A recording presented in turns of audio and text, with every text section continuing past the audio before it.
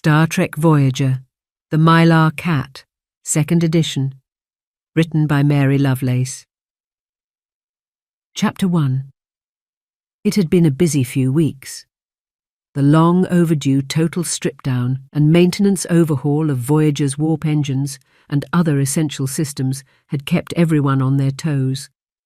They'd landed on a beautiful M-class planet with a pleasantly temperate climate and very friendly locals.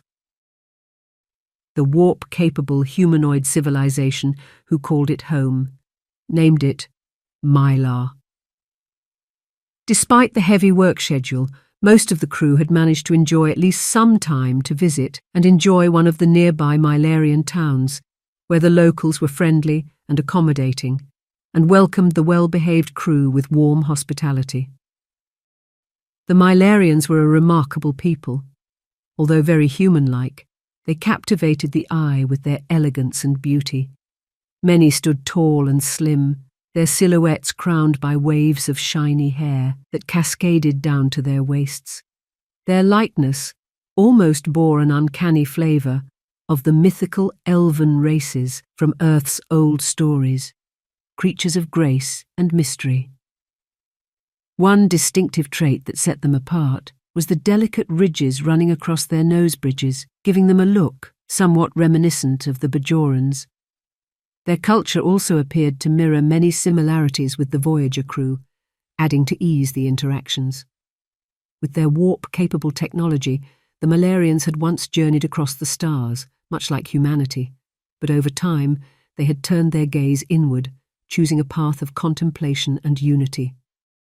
Although a few Mylarians still chose to venture into the cosmos, the vast majority preferred a simpler existence, focusing their collective energy on a life that could almost be described as spiritual. They cherished family and community life and dedicated themselves to appreciating and preserving the natural wonders of their beautiful planet. This deep connection to their world and to each other had become the cornerstone of their civilization, shaping their way of life and their decisions to remain close to the home that cradled their history and their hearts. Captain Janeway found herself in daily discussions with the nearby town's administrator, Mr. Jared, to secure supplies for Voyager. He was a gentleman of reason and amiability, qualities that made their negotiations more than just simple transactions. Catherine had quickly grown to look forward to these interactions with him and enjoyed how the pleasant rapport added a personal touch to her duties. Each day she would enjoy a walk from Voyager's landing spot to the town, a journey of no more than around 30 minutes. She could have used the transporters and did a few times early on, but she quickly grew to prefer the scenic walk instead. These daily walks quickly blossomed into a cherished ritual, something she greeted with quiet anticipation each day. The walk offered more than just exercise. It was a breath of fresh air, literally and metaphorically. The clement weather and picturesque landscapes were like a soothing balm, a stark contrast to the confines of the ship. This daily trek became like a little sanctuary, a welcome but brief moment of switch-off time, where she could step away from the demands of her command and be alone with her thoughts for a time. Midway through her walk, Catherine always made a point to pause at a sprawling hollow tree, a natural landmark that had become unexpectedly dear to her. On her initial journey, her eyes had caught a glimpse of an inhabitant that stirred her curiosity. A small furry creature bearing a striking resemblance to a young domestic cat from Earth. The cat, still practically a kitten, lived within the tree's hollow trunk. This discovery swiftly captured her heart. With its very cat-like grace and playful demeanour, it was almost indistinguishable from the cats she knew back home, save for one enchanting detail. Echoing the unique traits of the Mylarian people, the little creature sported 3 tiny, delicate ridges across the bridge of its nose, a subtle yet fascinating difference that marked it as a native of this alien world, and also, in her mind, considerably cuter than any regular Earth cat.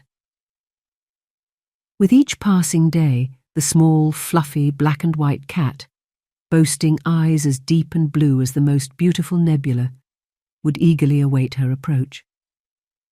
At the sight of Janeway, it would spring forward, its meows a joyful greeting that captured its recognition and delight at seeing her. Their meetings turned into moments of mutual delight, with Janeway indulging in the warmth of their newfound friendship, lavishing attention on her small companion. What began as brief pauses in her walk to and from the town evolved into cherished respites. Settling down on the invitingly soft and warm sun-soaked grass, she'd welcome the little cat into her lap. There, away from the confines of the ship, in the still fairly unfamiliar world of Mylar, they found comfort in each other's company. The cat, with its instinctive trust, eagerly sought constant affection in her gentle strokes and cuddles, creating a bond of care and companionship that felt deeply meaningful. The little Mylarian cat, with each encounter, seemed to reveal more of its desperate need for attention and companionship. Its body was frail, all skin and bone under that beautiful yet dull, lackluster fur, a clear sign of malnutrition and its struggle to survive alone in this alien world. Yet its boundless enthusiasm and palpable joy at seeing Catherine each day quickly carved out a big place in her heart. Recognizing the severity of its situation, Catherine's resolve deepened. From their second meeting onward, she made sure to bring along a small container filled with feline supplement, a gesture of care tailored towards its needs. As the cat devoured these meals with fervent eagerness, she would sit by, gently caressing its fur, touched by its resilience and moved by its absolute trust.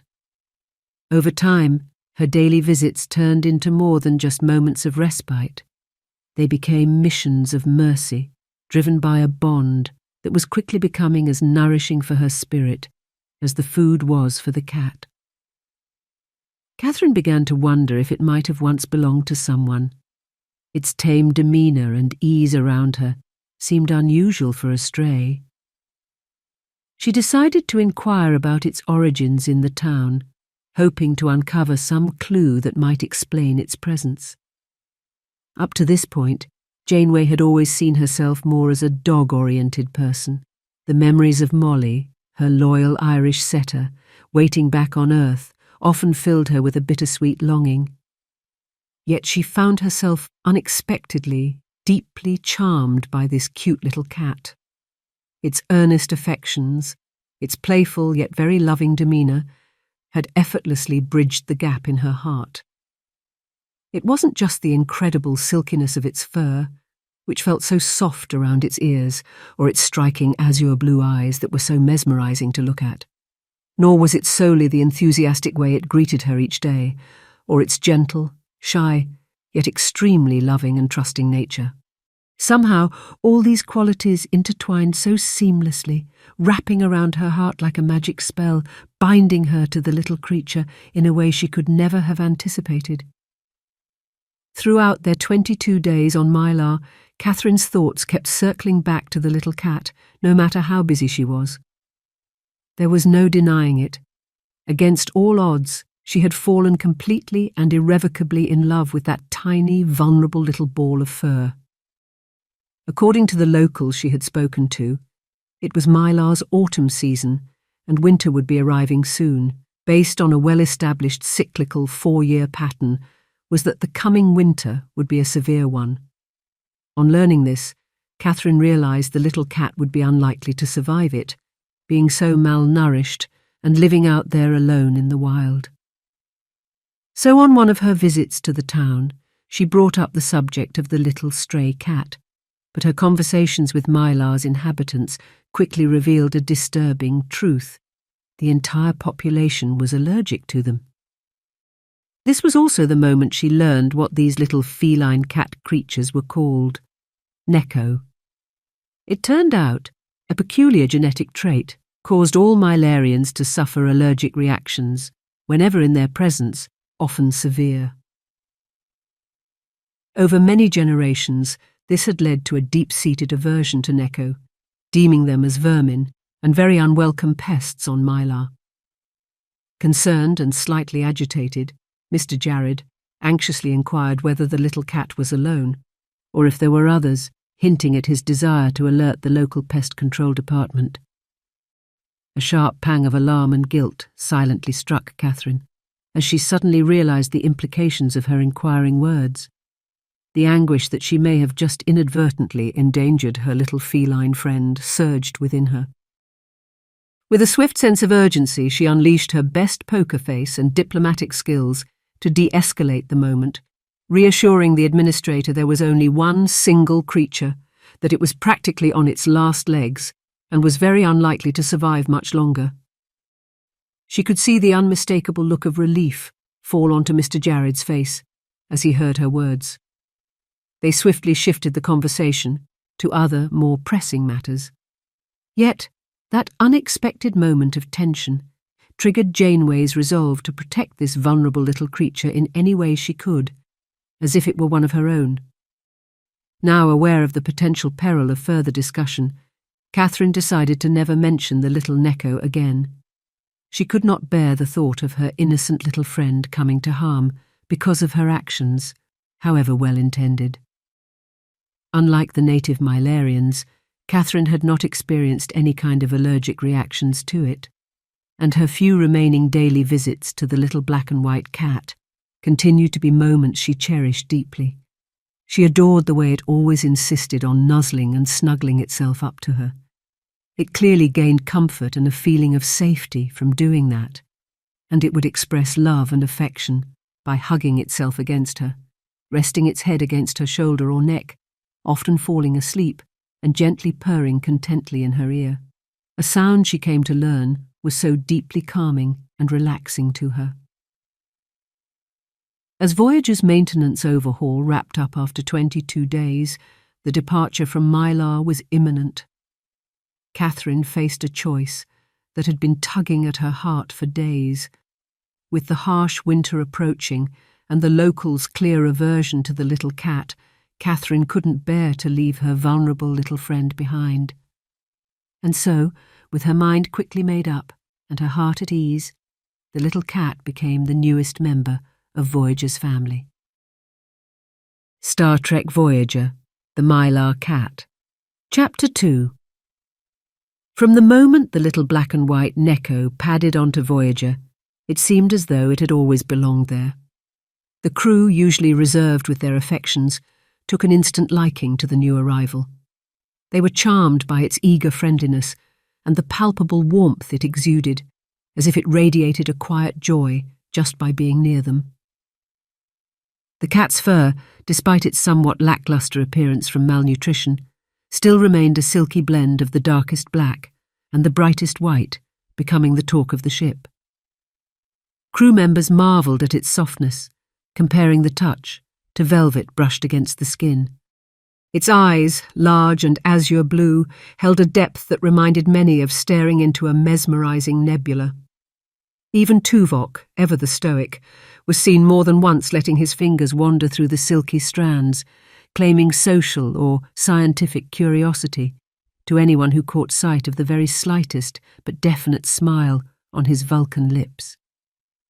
The little cat, barely out of kittenhood, revelled in the attention, its demeanour always so trusting, open and loving. It would often seek out the company of anyone willing to offer a scratch behind the ears or a gentle cuddle. Its favourite pastime became nestling into the crooks of arms, purring contentedly, while the subtle scent of its fur, a clean, almost sweet aroma, filled the air around it. This little kitten commanded a presence that was both grounding and uplifting, touching even the most hardened crew members.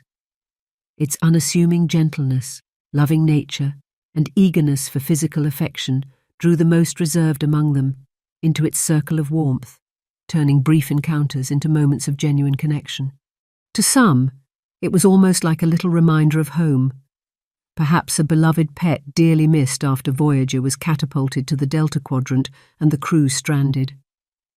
To others, it was a soothing presence amid their journey, a small yet comforting source of joy that brightened their days and eased the strain of the often lonely journey. The little cat's presence, though modest, quickly became an integral part of the daily lives of many crew members, providing a comforting and joyful diversion from the challenges they faced. The little Neko had officially made its home with Captain Janeway, spending much of its time nestled in the cosy confines of her ready room and at night in her quarters. At other times, the cat roamed the ship's corridors, visiting favourite spots like the mess hall, sick bay and the holodeck. Catherine had replicated an assortment of toys to entertain it when it first came aboard, but the cat showed little interest in them.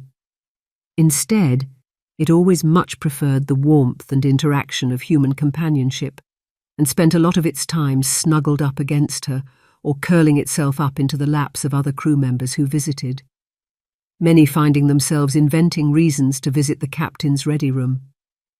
It wasn't long before Catherine had a long list of volunteers eager to look after the adorable creature if ever she needed a pet sitter. The cute little Neko cat had quickly become a beloved presence on the ship. Each crew member who spent time with it seemed to leave with a lighter heart. The engineering team found that their breaks were more refreshing, with the cat nestled in their laps, its rhythmic purring a soothing counterpoint to the hum of the warp core. The doctor noted how its presence seemed to ease any anxieties of patients in sick bay, and Neelix, ever the morale officer, found joy in creating special treats for their new furry friend, delighting in the way it would be willing to try whatever he conjured up, even if it wasn't always the most palatable thing in the quadrant. The crew also began to notice little quirks that set it apart from any ordinary earthly cat. Its uncanny ability to understand and respond to commands, the way it seemed to intuitively know when someone needed comfort, and its almost human-like expressions of curiosity and affection. These small, endearing traits only made the crew love it more, often joking that it was more than just a cat. It was more like a little person in feline form. Within just a couple of weeks aboard Voyager, the little cat itself had begun to flourish. Surrounded by the crew's affection, nourished by highly nutritious food, and adapting to its new environment, it transformed. Its once lackluster fur, dulled by malnutrition, was now radiantly glossy, with a healthy shine, while those striking azure blue eyes sparkled with even greater depth, like two highly polished crystals.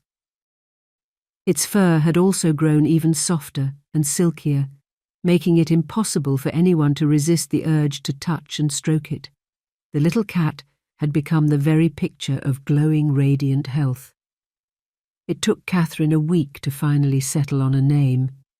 After much pondering and several suggestions from the crew, she eventually settled on Aki. One of the crew had mentioned it, a Japanese name that translated to bright autumn. She found the name fitting for several reasons. She had discovered the cat during Mylar's autumn, and its intelligent eyes seemed to reflect an endearing brightness. But beyond these reasons, she simply liked the sound of the name, and felt it just looked like an Aki. It was about 3 weeks after leaving Mylar during the evening. Catherine had gone to bed a little earlier than usual. There was no particular reason why. It was just something she did from time to time. As she climbed into her bed, she looked at the little cat and patted the mattress beside her, hoping for a chance to pet it before sleeping. She'd discovered that stroking Aki's super soft fur always put her in a very relaxed state of mind, helping her achieve a deep and restful sleep. The little Neko happily jumped up and joined her, curling up beside the captain. Catherine smiled at what she considered the cutest, friendliest, and most loving little creature she'd ever encountered. "I'm so happy you came to live with us," she spoke softly, as she tenderly caressed the velvety fur behind its ears. "You've only been with us a few weeks, and already I couldn't imagine life without you." Despite its originally destitute and near-starving existence, Catherine had always remained impressed at how the little creature seemed so happy and bright all the time. It felt inspirational to her, like an optimistic metaphor for their current situation. She shifted further down into her bed, under the covers, until she was lying comfortably on her side, beside it. With a smile never leaving her face, she spent time lovingly caressing those beautiful, silky soft ears, while listening to the soothing, hypnotic sound of its contented purring. She found herself reflecting on the strange twists of fate that had brought them together, and began whispering softly as she stroked its ears, sharing little glimpses of her thoughts and feelings. Her relaxed whispering voice seemed to have a similar calming effect on the cat as it closed its eyes, listening contentedly, purring softly. This quiet shared moment brought about a deep comfort she hadn't realized she needed. She just lay still, observing the gentle rise and fall of its breathing. Combined with its soft purring, the moment created a feeling of blissful peace that Catherine could feel pulling her easily towards sleep. In those serene moments, the burdens of command felt lighter, and the vastness of space seemed a little less daunting, with her tiny companion by her side. Eventually, they both fell fast asleep. The next morning, Catherine awoke from a very restful sleep. Still, with her eyes closed, she felt the familiar sensation of soft, warm fur beneath her fingertips. She smiled sleepily once again, enjoying that tactile pleasure of caressing the silky soft head and furry ears she had come to adore. In her drowsy state, it took a moment for her to register that something felt different. The fur beneath her fingers seemed thicker, more defined, and perhaps even softer than before. Still half asleep, she continued to stroke it gently, the comforting purr now noticeably absent. As she became more lucid, a niggling sense of something not being quite right eased further into her consciousness. Slowly, she cracked open her eyes, and then immediately gasped in shock. Startled awake, Catherine's heart pounded as she scrambled out of the bed, her mind racing with confusion and alarm. Nestled under the blanket beside her lay an unfamiliar figure. What looked like an adolescent male humanoid, aged around 12 or so, with soft, human-like features.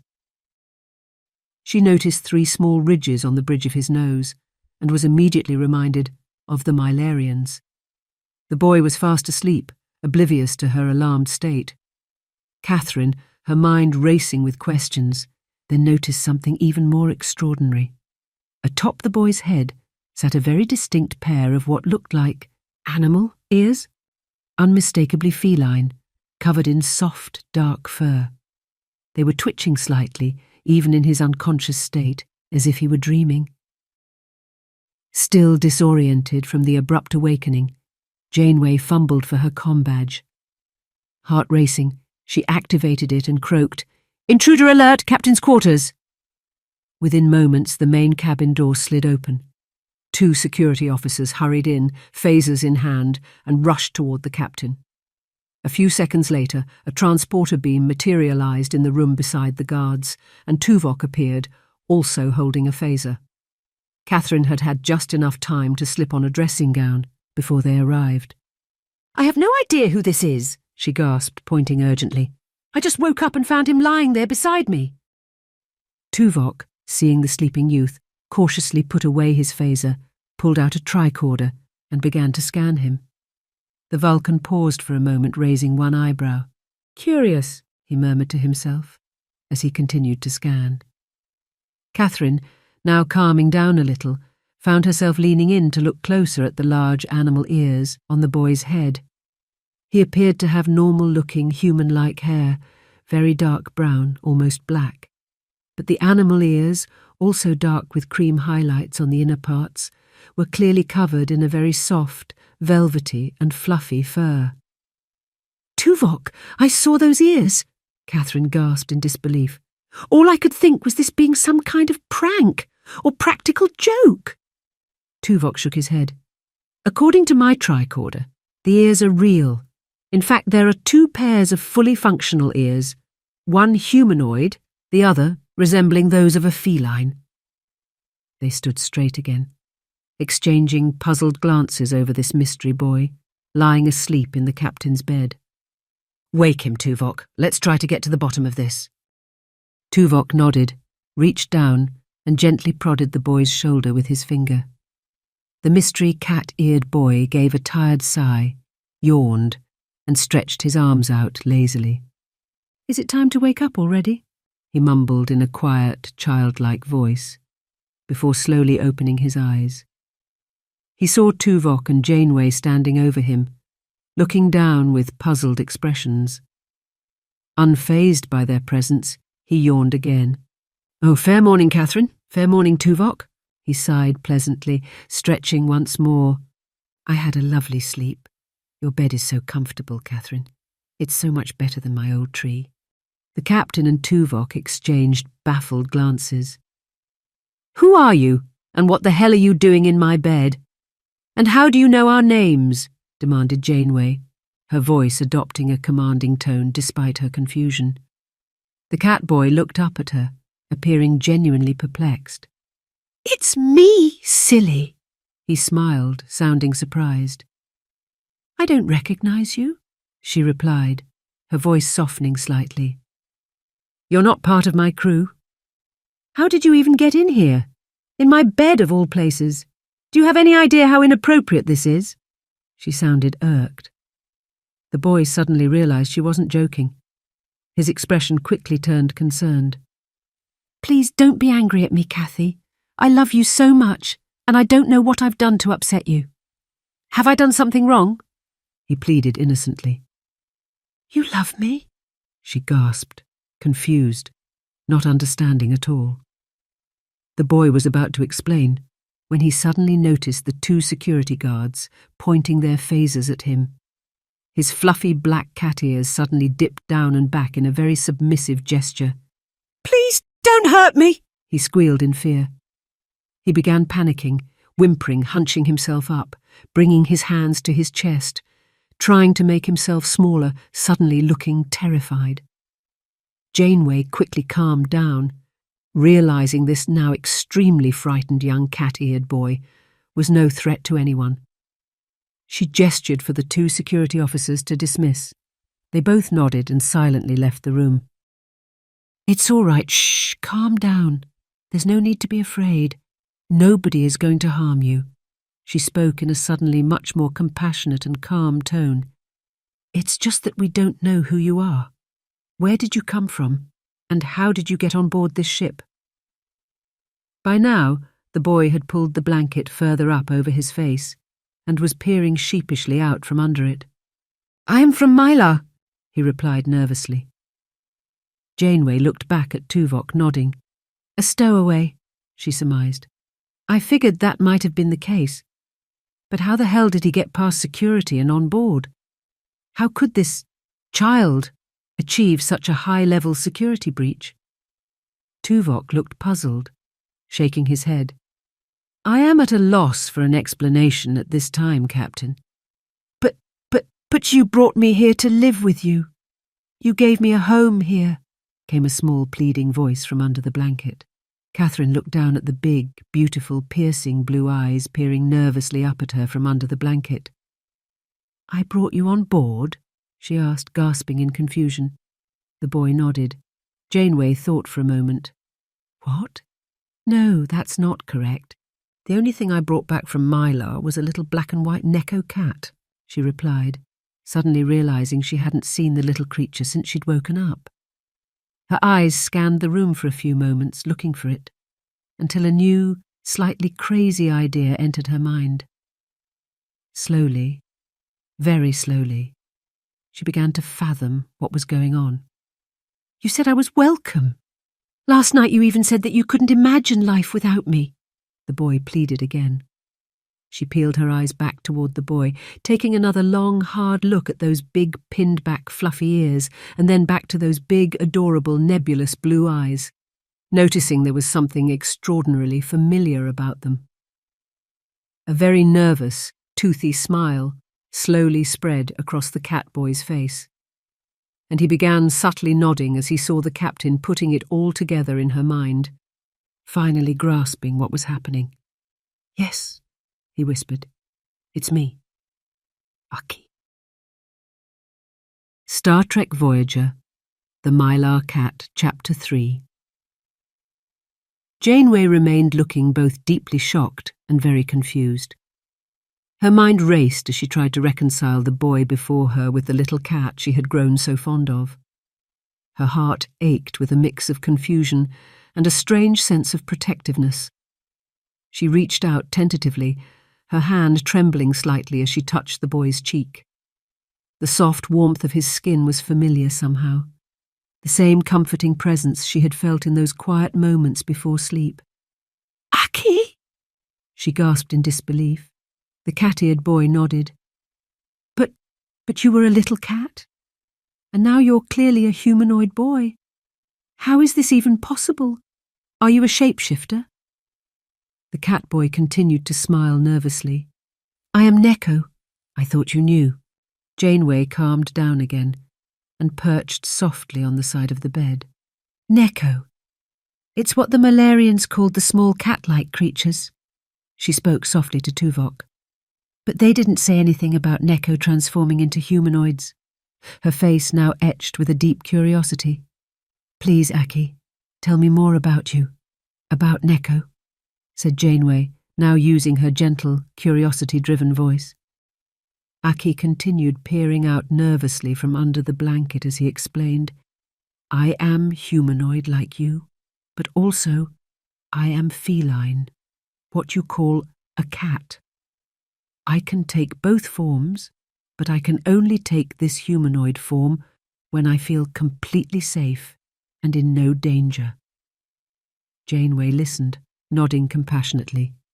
"I'm sorry if I scared you by changing my form," he apologized. "It's only because I feel so safe and loved here.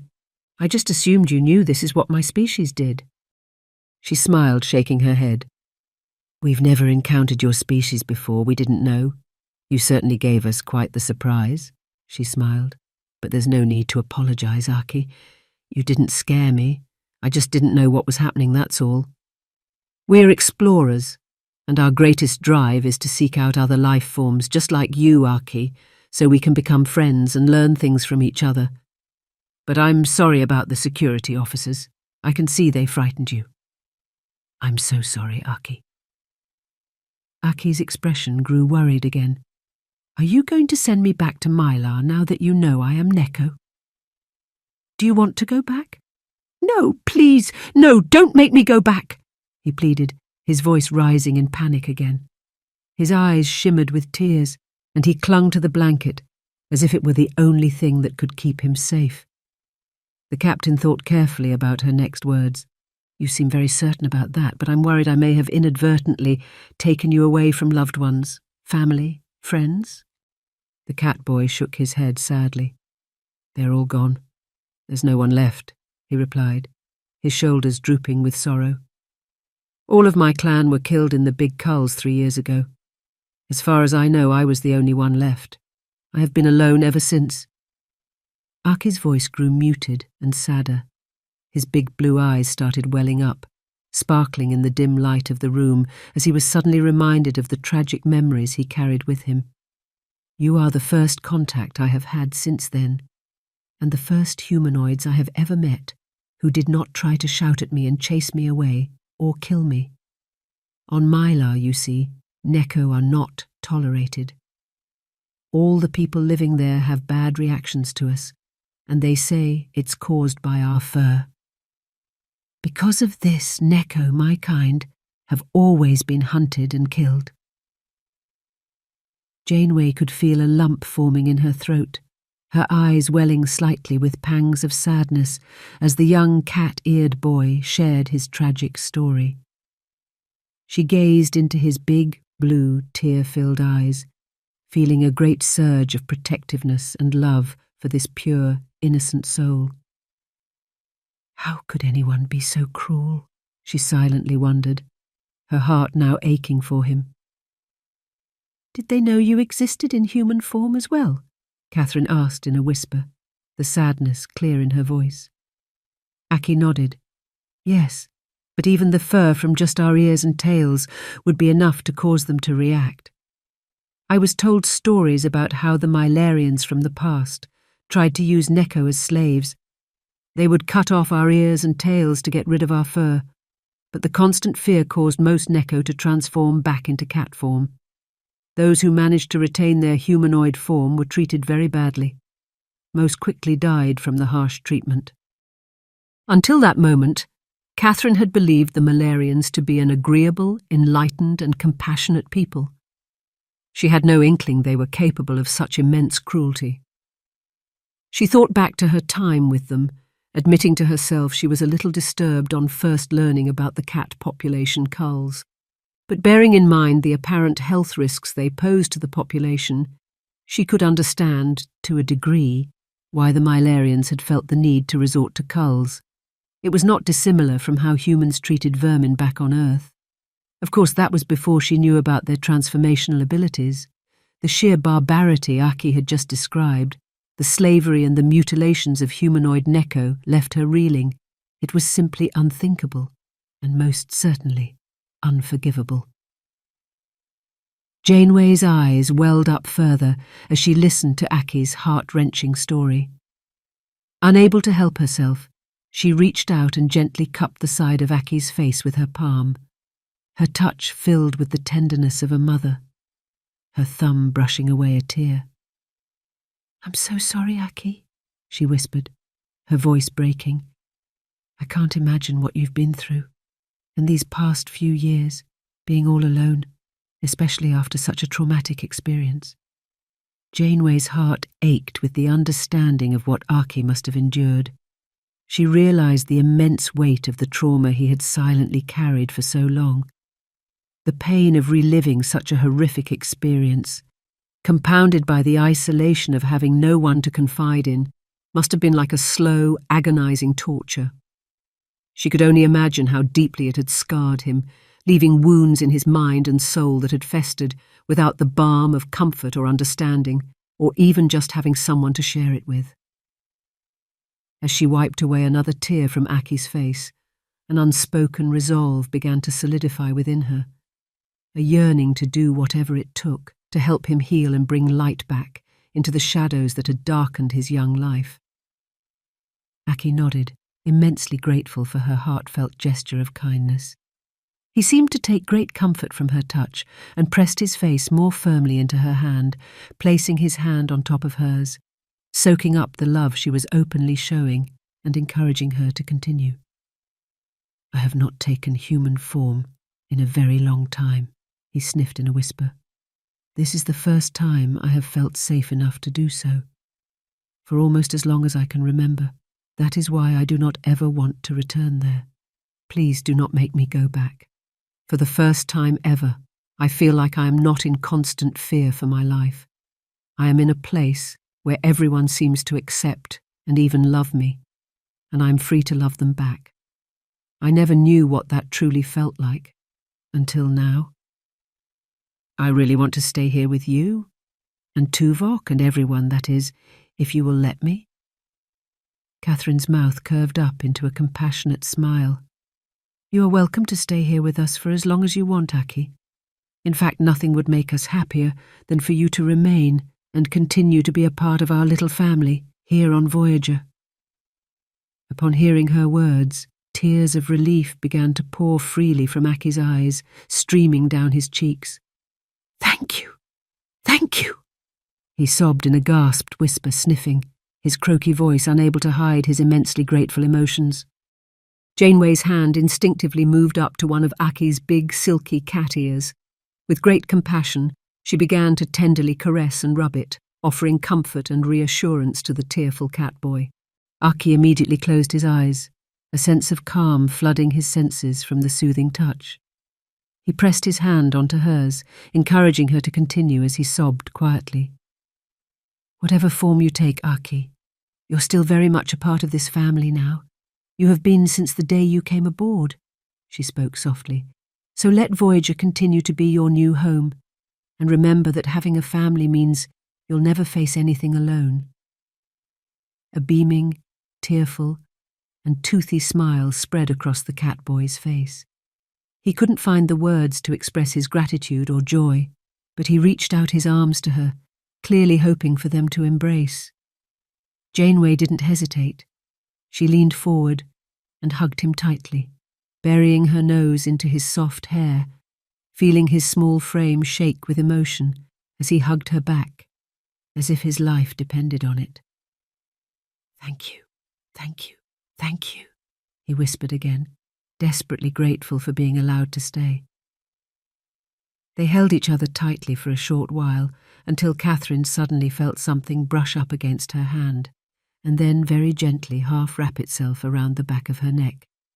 "Ah, what's that?" she gasped, suddenly pulling away. A long, slender length of curvy black fur, cream-coloured at the tip, stood upright beside them, gently curling, swaying, and flicking around at random. For a moment they both looked at each other, confused, until Janeway saw that it was sticking out from under the blanket near Aki's lower back. A grin spread over the captain's face. "Is that a tail?" she beamed, watching it continue curling and flicking around. Aki nodded, suddenly looking a bit embarrassed. "I'm sorry. It sort of has a mind of its own." Janeway reached up her hand, and the upper part of the tail came to rest gently across her palm. She smiled, feeling the warm, silky fur brush delicately against her fingers. "I'm sorry. Is it all right? Is it a problem?" Aki asked nervously, unsure if there was an issue. Janeway's smile broadened, and she began to gently chuckle. "No, Aki, it's adorable. I love it." Star Trek Voyager, The Mylar Cat. Chapter 4. A few minutes later, Janeway, now in uniform, and Tuvok were walking beside the young cat-eared boy, heading toward sickbay. The captain had explained it was standard procedure for the doctor to ensure anyone coming aboard posed no danger to the ship or crew, or vice versa. Aki understood and was happy to go with them. He had already seen the doctor for a medical check when Janeway first brought him aboard in his little cat form, so he knew what was involved and that there was nothing to fear. Tuvok's initial scans of Aki, while covered by the blanket in the captain's bed, had revealed the boy wasn't wearing clothes, so the Vulcan officer had replicated him some underwear, basic civilian fatigues and footwear, being mindful to adapt the parameters to include a suitable hole in the lower back area to accommodate Aki's long fur tail. As they traversed the various bustling corridors, the Neko boy, with his big furry cat ears and long swaying tail, drew many inquisitive looks and stares from passing crew members. Janeway felt Aki's small hand slip into hers.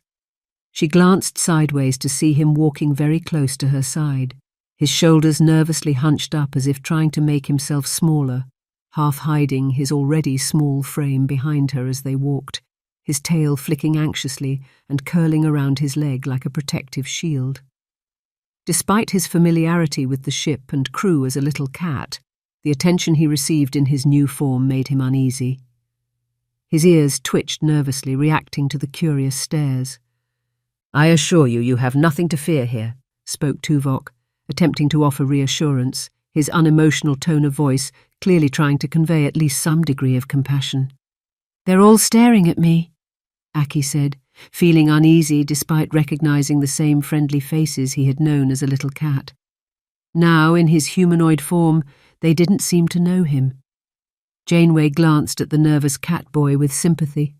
"You already know, Aki, that they mean you no harm. They're just intrigued.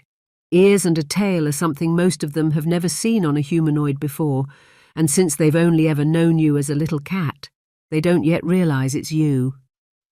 Aki nodded, understanding, as two engineering crewmen he recognized walked around the corner up ahead. Both immediately began staring in astonishment at the sight of the young cat boy and his big furry cat ears and long swishy tail as they approached. Janeway felt Aki's grip tighten nervously on her hand again as his tail flicked anxiously. "Crewman, eyes front," she commanded, moving to ease Aki's jangled nerves.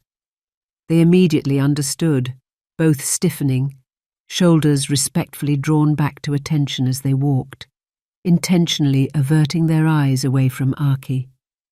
"Yes, Captain," they both responded, and marched by without so much as a second glance. We'll have to get you reacquainted with the crew as soon as possible, so they understand who you are. Then there shouldn't be any more stairs, okay?" Aki nodded, looking appreciative. As they continued, Catherine couldn't help but notice how Aki's ears twitched at every sound, and his tail swayed nervously behind him. Even though he was familiar with the corridors of Voyager in his little cat form, it was like he was experiencing a whole new world again. She gave his hand a reassuring squeeze. "You're doing great, Aki, and don't worry, you already know you're safe here, and the crew will quickly warm up to you as soon as they understand who you are." Aki smiled shyly up at her, his eyes filled with gratitude and trust. His tail began to settle, curling gently around his own waist as he walked. As they continued along the corridors, Aki's initial nervousness began to give way to curiosity. His ears twitched at the various sounds of the ship, and his eyes widened with wonder at the not unfamiliar surroundings, yet they were all new to him somehow, seen from this new, taller perspective. Tuvok had verbally appraised the doctor of the whole situation, so he was expecting their imminent arrival in sickbay. "Hello again, my young feline friend," the doctor greeted warmly as they entered sickbay. He was faced away from the door, retrieving a medical tricorder from the shelf. When the doctor turned around and saw Aki in his humanoid form for the first time, his expression shifted to one of astonishment. "Well, you've certainly grown since we last met." "Hello again, Doctor." Aki smiled nervously, his tail flicking behind him before wrapping around his own leg for comfort. Janeway walked over and patted the bio bed, indicating for Aki to sit on it. Despite Tuvok's message alerting the doctor to the situation, the doctor seemed both surprised and fascinated by the catboy's appearance as he ran the tricorder sensor over him. The last time he saw Aki, he was just a little fluffy black and white kitten. Now here he was, an almost fully human adolescent boy that he estimated to be no older than around 12 years old in human terms. "I've never encountered a species quite like yours," he remarked, eyes widening with excitement as he continued to scan. "This is absolutely fascinating. Your DNA is extremely close to that of human, yet there are significant feline DNA traits as well. I assume you can willingly shift between forms." "Sometimes, but not always. It is complicated," replied Aki, doing his best to describe his transformational abilities. "I can only take humanoid form when I am relaxed, nourished, and do not sense any danger like it is now, but I may instinctively change back into my feline form if I become very fearful or sense sudden danger. Although Neko are skilled hunters of small prey, we are not built for strong combat, especially in our humanoid form, where we tend to be quite fragile.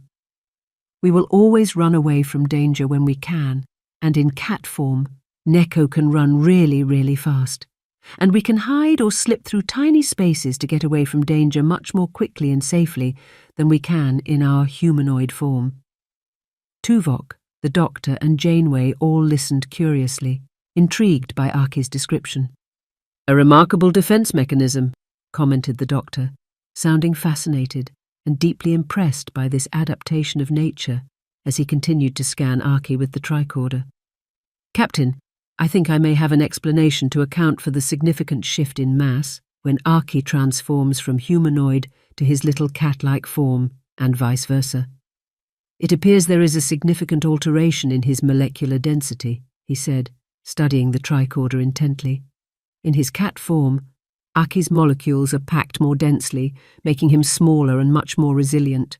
When he shifts to his humanoid form, the distance between his molecules widens, making him physically larger, but as he already mentioned, also far less robust." Janeway tilted her head, considering the explanation. "So, you're saying his body can alter its density at will, but the larger he is, the more fragile he is?" "Essentially," the doctor nodded. Janeway suddenly looked more concerned at Aki. She reached up and very gently gripped her hand on his upper arm. "How fragile is he, Doctor, in this humanoid form?" The doctor took another look at his tricorder. Don't misunderstand me. It's not drastic. I mean, he's not as physically robust as, for example, a regular 12-year-old human boy. His bones are definitely a little more brittle, and his overall strength is weaker. But Aki can still run and jump with the best of them. He just needs to be more of a gentle tumbler than a daredevil. Let's just say, were he to take up a sport, I would be recommending billiards and not rugby. After listening to the doctor's explanation, Aki nodded, essentially acknowledging what he had just heard. Neko do have to be a bit careful in our humanoid form. It's quite easy to break bones or get injured, but being in this form also gives us so much. He paused, thinking about how to best articulate the benefits. For one, our senses are heightened even more in our humanoid form. Our hearing and sight are much sharper than in our cat form, which helps us notice details and perceive things that others might miss. We can communicate better and form deeper connections with others in this form, which is the thing Neko loved to do the most. This humanoid form also allows us to use tools and interact with our environment in ways that are impossible in our cat form. We can solve problems, create, build, and do things much more easily. Aki's eyes sparkled as he spoke, clearly passionate about the advantages of being in his humanoid form. "Your abilities are remarkable, Aki," chirped the doctor. "It never fails to impress me how nature finds such extraordinary ways to adapt." "Sadly, it is not all good, Doctor," Aki continued. "It uses a lot of the body's energy and resources. If the body is tired or lacking nutrients, transforming can be dangerous or even fatal." Eki turned his eyes to the captain. "On Mylar, when you visited me each day, I wanted more than anything to transform into my human form so we could communicate better, but I just could not do it." "Because you were so malnourished?" asked Janeway. Aki nodded. "Yes, the transformation would have made me very sick, or more likely killed me. It is one of the reasons all of my clan stayed in cat form most of the time on Mylar. Neko can turn human only voluntarily, by intentionally willing it, but it is not the same the other way around. When we are in our human form, our defensive fear instincts can automatically and involuntarily transform us back to our small feline form, whether we want it to happen or not. If we are malnourished, an involuntary transformation could be disastrous. It is why we have to think very carefully before transforming into our humanoid form. My species can, quite literally, die of fright." The doctor continued his scans with a look of fascination etched on his face. Janeway noticed he was taking an unusual amount of time with the scan around Aki's head. "Is everything all right, Doctor?" she asked. "Yes, fine. Aki appears to be in good health, and there are no signs of any harmful pathogens," he replied, his eyes fixed on the tricorder readings. "His nutrition and general health levels have increased significantly since his last checkup." The doctor looked at Aki, clearly pleased with his findings. "You're making excellent progress, and the ship's environment appears fully compatible with your needs. And I just have to say," he paused, looking very closely at the catboy's big furry ears, a look of absolute fascination still struck on his face. "Your auditory system is truly extraordinary. It's not just about the appearance. The internal structure is a marvel of evolution. I imagine your hearing abilities are nothing short of remarkable." He showed the tricorder readings to the captain and Tuvok. Both the humanoid and feline ears are working together in a tandem arrangement. With this conjoined configuration of both ear canals, and with the size and shape of the feline ears, I would surmise Aki's hearing, when in human form, is many times greater than that of a regular Earth cat, which already have significantly better hearing than humans. Aki smiled on hearing the doctor's enthusiastic words. It made him feel special. He nodded, confirming the doctor's assertion. "My hearing does seem quite good, especially when I am in my humanoid form," he commented. "I can hear your hearts beating. It is one of the ways Neko sense danger. However," he paused, looking questioningly into the doctor's eyes. "I do not understand why, but I cannot hear yours, Doctor." Janeway and Tuvok exchanged knowing glances. both realizing Aki's keen hearing was indeed genuine. There was no other way he could have known about the doctor's nature. The doctor was happy to offer an explanation about his holographic existence. I must say, I've never had a conversation with a cat before. This is a first for me, the doctor mused humorously, as he started filling in details on Aki's medical file. For the records, do you know the official name of your species? He asked. Aki nodded. I am Neko, he replied politely. Neko. The doctor worded it out aloud as he added it to his notes. And I am assuming you are happy to keep being called Aki, and you didn't already have a name? Janeway suddenly gasped, placing her hand apologetically onto Aki's arm. I'm sorry. In all the excitement, it didn't occur to me to ask. We've all been calling you Aki, but I hadn't even considered the possibility you may already have a name. Aki looked at them both. In truth, hearing my real name only makes me feel sad. When I say it in my mind, all I can think of is losing my family and the horrors of the great cull that killed them. It reminds me of living in fear all the time. I really, truly love the name you have chosen for me. He smiled. Aki is a wonderful name. So if it's all right with you, I would very much love to keep that name and continue to be called Aki. Then I shall use Aki on your medical records, chirped the doctor. We're all done here for now, but for the records, I would very much like to get a more highly detailed spectrographic scan of those ears if you're willing. For the records, doctor, or for your own curiosity? Asked Janeway, in a light-hearted tone. The doctor raised an eyebrow. You know me well, Captain. Full disclosure, I would have to say both. Such a highly defined scan is not generally required, but in this case, there is a certain professional curiosity, an admiration even, of the biology involved here. In short, Aki's ears are exquisitely evolved, and there's so much to learn from them. I'd very much like the opportunity to study them further. Will it hurt?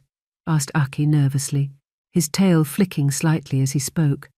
Oh no, Aki, not at all, reassured the doctor. It'll be just like the scans I did on you earlier, just with a different scanning device that takes a longer time, that's all. He pointed to a biobed on the other side of sickbay. You just lay down for a few minutes, and the scanner slowly moves around your head, scanning you while you hold still. As a bonus, you'll get to see a highly detailed picture of what your head and ears look like on the inside. Aki seemed fascinated by the doctor's explanation. He nodded and smiled. I am happy to do it.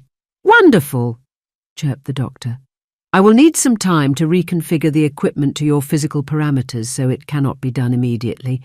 But if you drop by sickbay whenever you're available in the next few days, The doctor paused mid-sentence, his expression turning curious as he felt something soft curling around his arm. He glanced down to find the end of Aki's tail gently wrapping around his wrist. Looks like you've made a friend, Doctor, Janeway chuckled with a grin. Aki suddenly realized what his tail was doing and quickly yanked it back, his cheeks flushing with embarrassment. I'm so sorry. It has a bit of a mind of its own. It does that sometimes, he stammered. Star Trek Voyager, The Mylar Cat, Chapter 5. After seeing the doctor, Janeway headed for her ready room with Aki in tow. Tuvok returned to his duties. It was still quite early, an hour before her shift started. Her mind was in knots with endless questions regarding Aki, none of which she yet had answers to. On entering the room, she gestured for Aki to have a seat on the sofa before making a beeline for the replicator. Coffee. Black. Extra strong. She turned to the catboy and asked if he'd like any food or drink. What's coffee?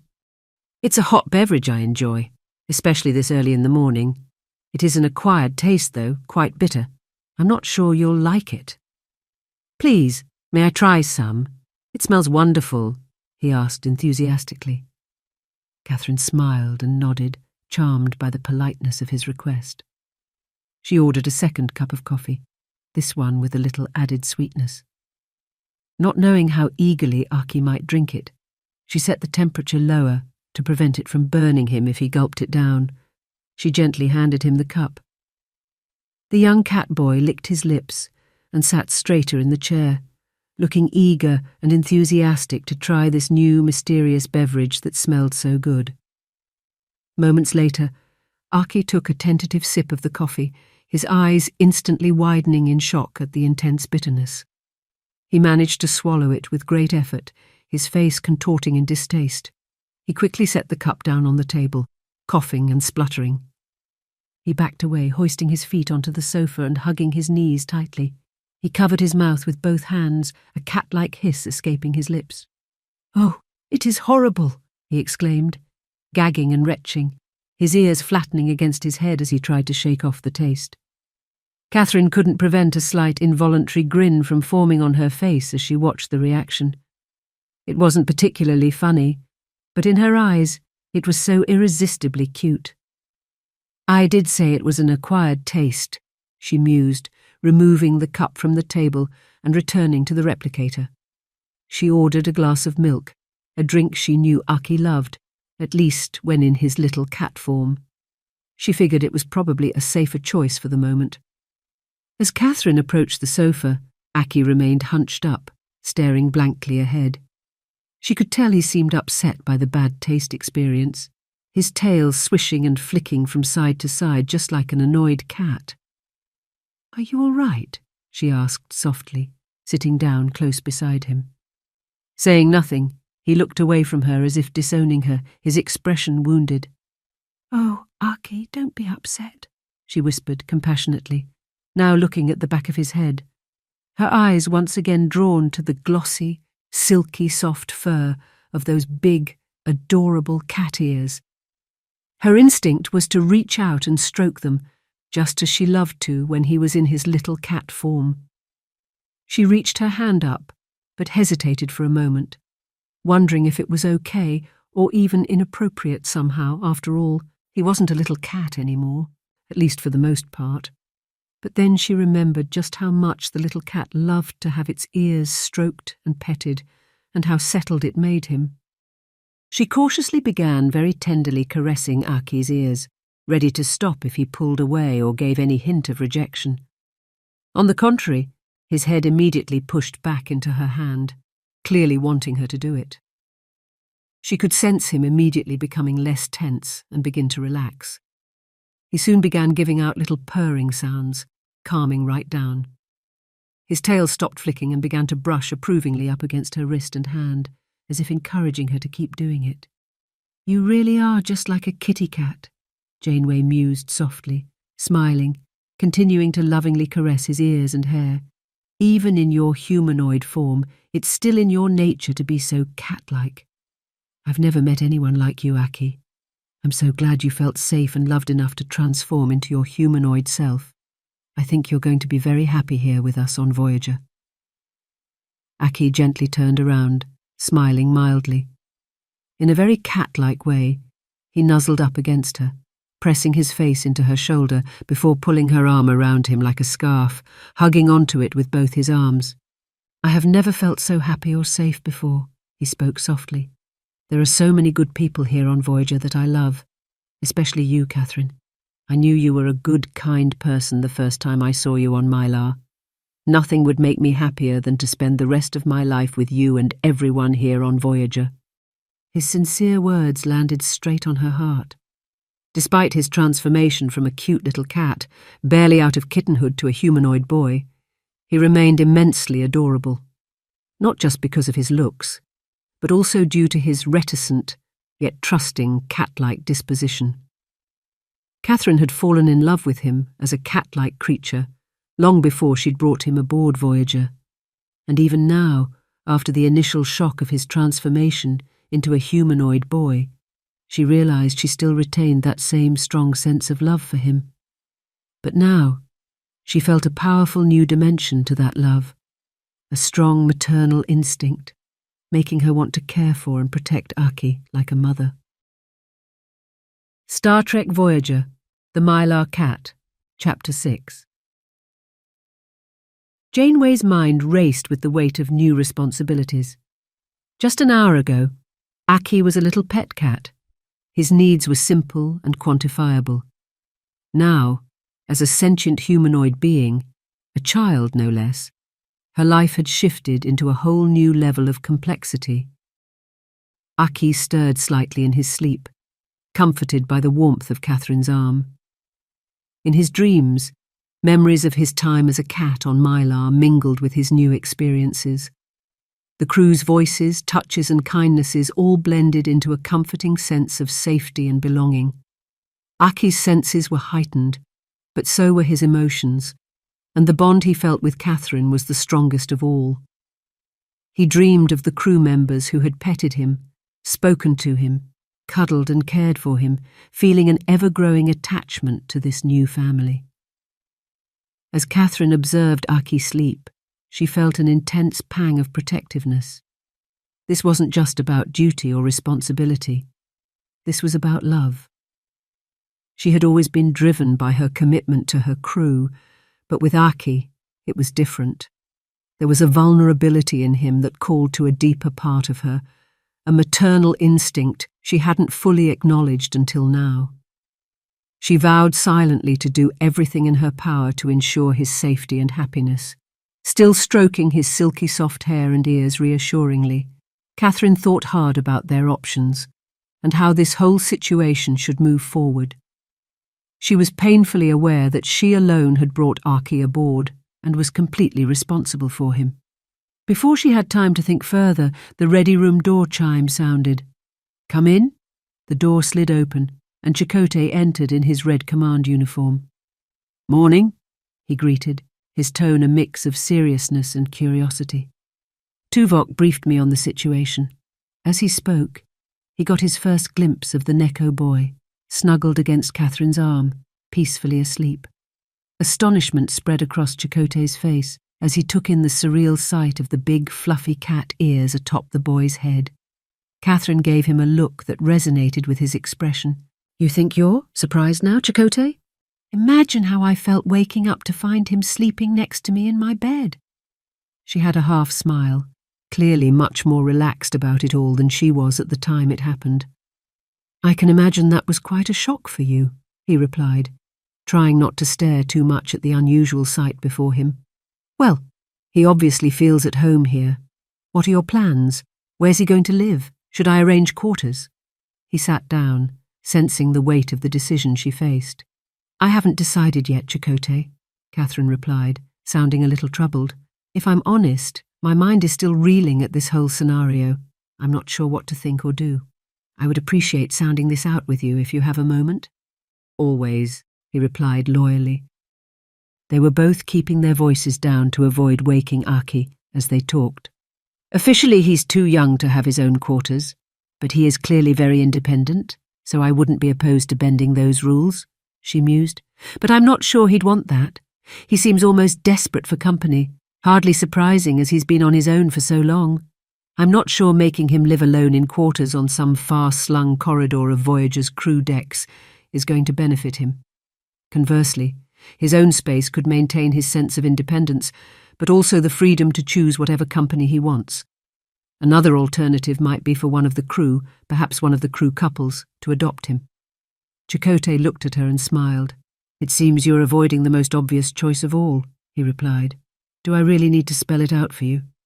He leaned in slightly, his tone gentle but firm. "What do you mean?" Janeway frowned. Chakotay looked down at the sleeping cat boy cuddled snugly up to Catherine's arm. "I think he's already made his choice," he said, pointing. "What?" "No, Chakotay. It wouldn't be fitting or appropriate for him to live with me. There are 100 reasons why that wouldn't work or even be appropriate." She dismissed his suggestion out of hand. Chakotay's grin increased. "With all due respect, I beg to differ. It would be a perfect choice and a healthy choice, think about it," he replied. "As captain, we are all your subordinates. There are not many people on this ship you can allow yourself to get close to. I know you consider Tuvok a close friend and confidant, and perhaps myself too, but we are all still bound by the protocols that dictate we maintain our professional distance." Catherine had always appreciated the structure it provided, and the clarity in the roles and relationships of the people around her. "I've always been comfortable with that professional distance," she replied. "I agree. The rules help us maintain our friendships and working relationships in a healthy way. I wouldn't want it any other way myself, agreed Chakotay. But we're out here alone, Catherine, thousands of light years from home. Let me be frank, you have the loneliest job in Starfleet. Catherine didn't feel comfortable hearing what Chakotay was describing. She wanted to counter his suggestion and deny it was true. She even took a breath and opened her mouth to argue his point, but the words failed to materialize. It was always the hope of finding a quicker way home, the focus on the journey, and just the general busyness of her duties that had allowed her to gloss over and mostly ignore her personal life situation and not give it much thought time. But hearing Chakotay's words, she quickly realized he was right. In reality, it did feel like she had the loneliest job in Starfleet, and after so much time alone in the Delta Quadrant, it was a position she would gladly leave behind. As first officer, even I have the luxury of close companionships, of hanging out socially with my friends, both Starfleet and former Marquis, Chakotay continued. But as captain, you're the only person on the ship who doesn't have that luxury. That is until now. You brought Aki aboard as a little cat for companionship, to have something in your life that you could love and care for. As far as I'm concerned, and by the looks of it, as far as he's concerned too, that hasn't changed. It's all very well keeping a stiff upper lip and being seen to cope with the solitary life of a captain, but you're as human as the rest of us, Catherine.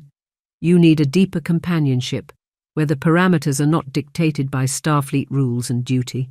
You need someone to love and care for just as much as the rest of us do, but more importantly, someone who can return that love, just like what's happening here.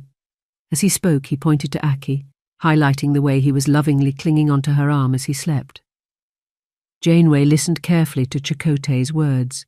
As usual, they were wise, measured, compassionate, and very human. The whole crew recognized the loneliness of your job. Nothing would make them happier than to see you have someone to care for in your life. Plus, we'll all be right here with our support. You wouldn't need to shoulder this burden alone. She looked sideways, down at the sleeping catboy still attached firmly to her right arm, and smiled slightly at the little purring sounds he was now making.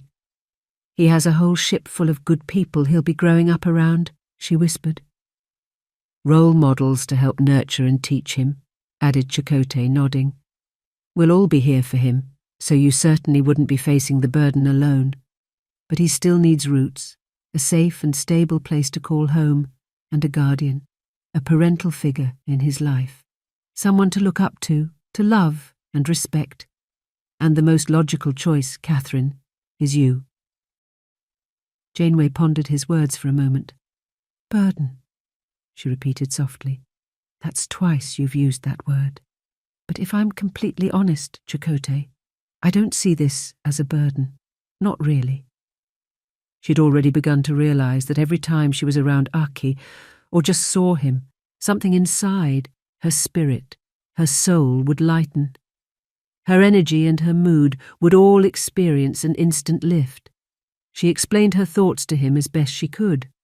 Well, I'm no expert, but that sounds like the dictionary definition of love to me, he beamed. I guess it's settled then. Star Trek Voyager, The Mylar Cat, Chapter 7. Welcome back, my young feline friend, chirped the doctor as Aki skipped into sickbay 3 days later. The doors slid closed behind the cheerful-looking catboy. I assume you're here for your spectrographic ear scan? Aki nodded, beaming a smile. His eyes sparkled with curiosity and excitement. Splendid, the doctor said, patting one of the biobeds and gesturing for Aki to sit while he fetched the scanner from nearby, wheeling it across the room. I'm so glad you chose to go through with the scan. I hope you'll find this as fascinating as I anticipate it to be. At the doctor's direction, Aki lay back on the biobed. The doctor engaged in idle chit-chat as he set up the scanner equipment around the boy's head. I trust you are settling in well. I heard you've been assigned your own quarters. Aki nodded. At first, I wanted to live with Catherine, and she did offer that option to me, but I realized how disruptive it was going to be for her. She tried to deny it and said it would be fine, but I could sense stress in her voice when we talked about it. The last thing I want to be is a burden to her or anyone else, or to outstay my welcome. So I chose the other option she offered me, to have my own quarters. A noble gesture, noted the doctor, his voice softening. But it's fine. I'm still getting to spend time with Catherine every day, added Aki, his eyes lighting up. And some of the crew too. I'm glad to hear that, replied the doctor, nodding. So can I assume from your obvious enthusiasm that you are settling in and adapting well to starship life here on Voyager? Yes, thank you. It is so wonderful here. It feels like magic, and everyone has been so kind to me. I really do love my quarters. They are very luxurious.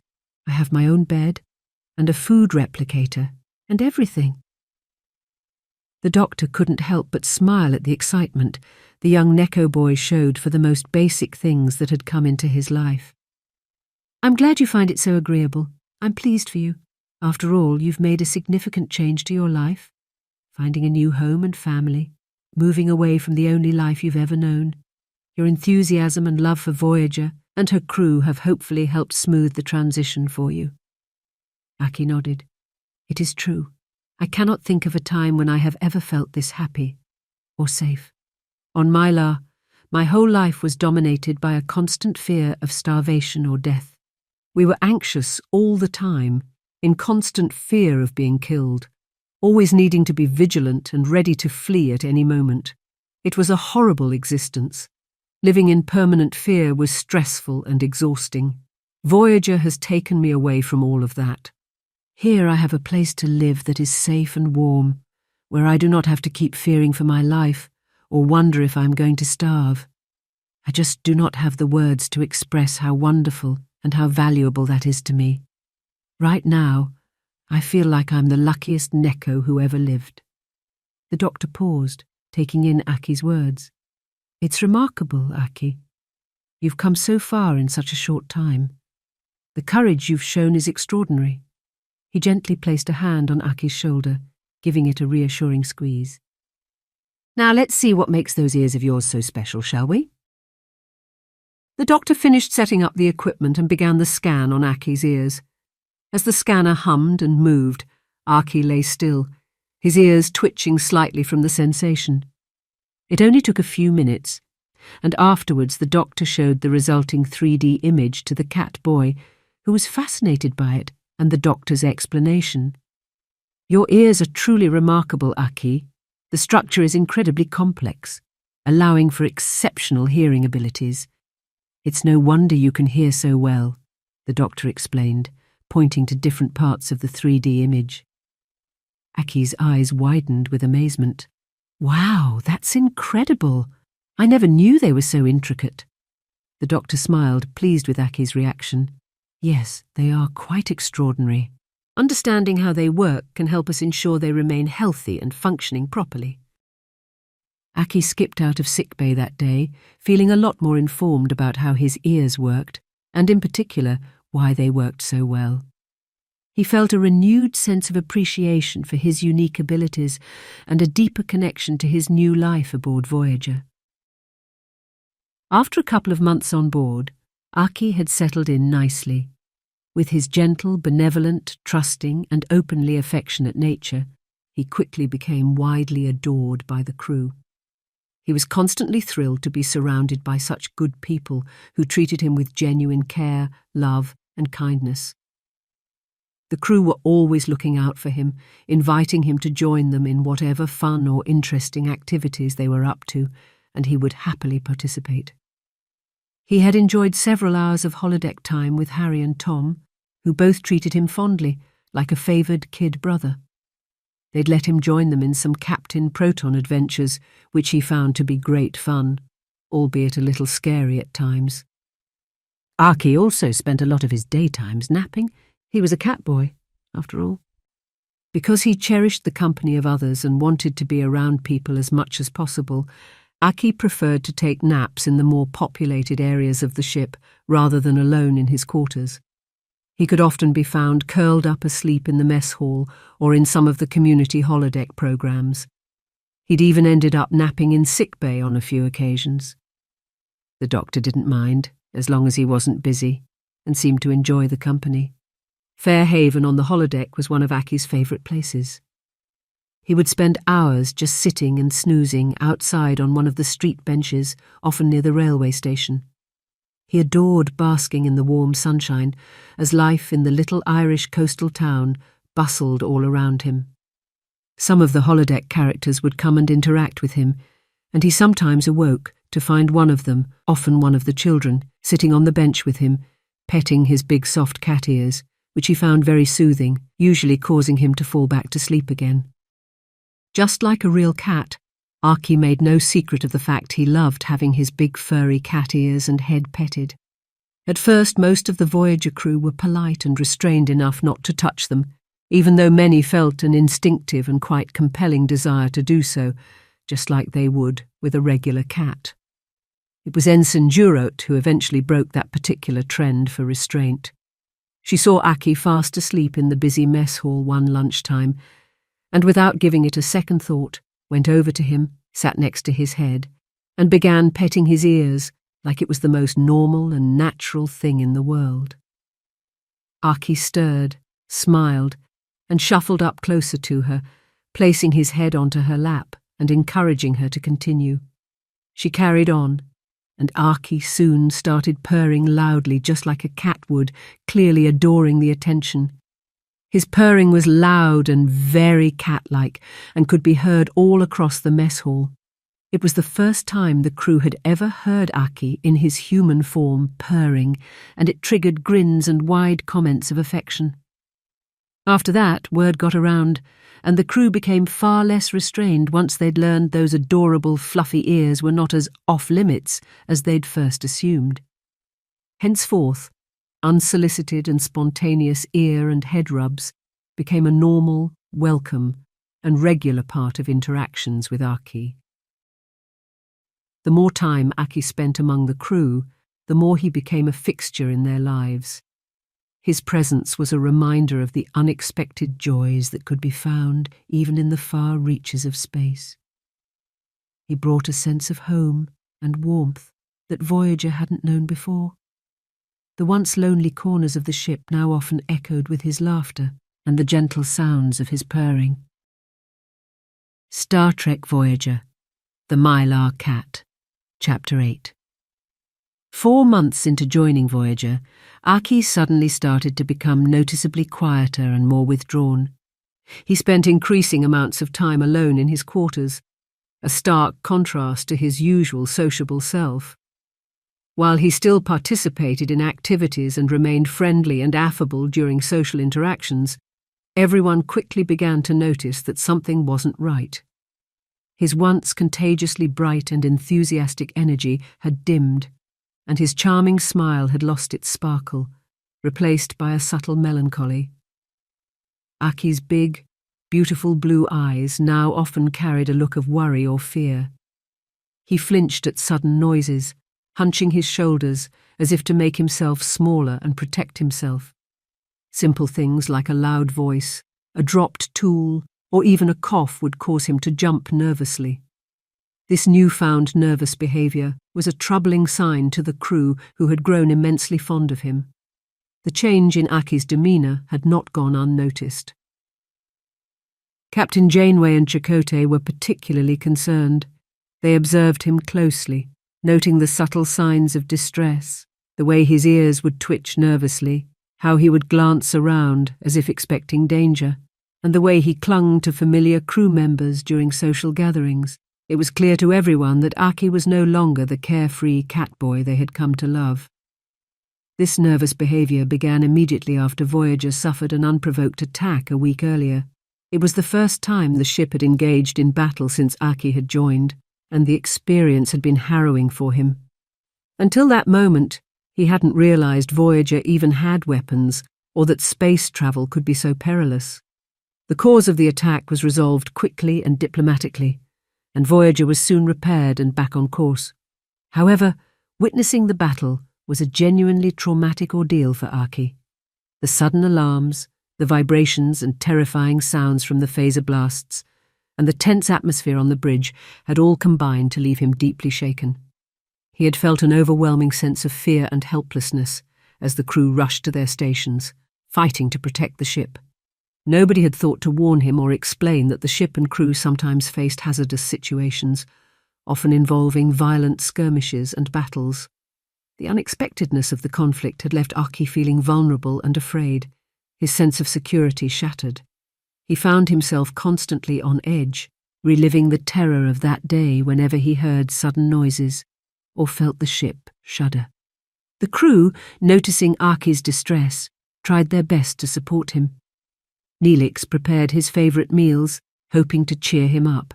Harry and Tom invited him for more holodeck adventures, hoping the familiar fun would help him forget the fear.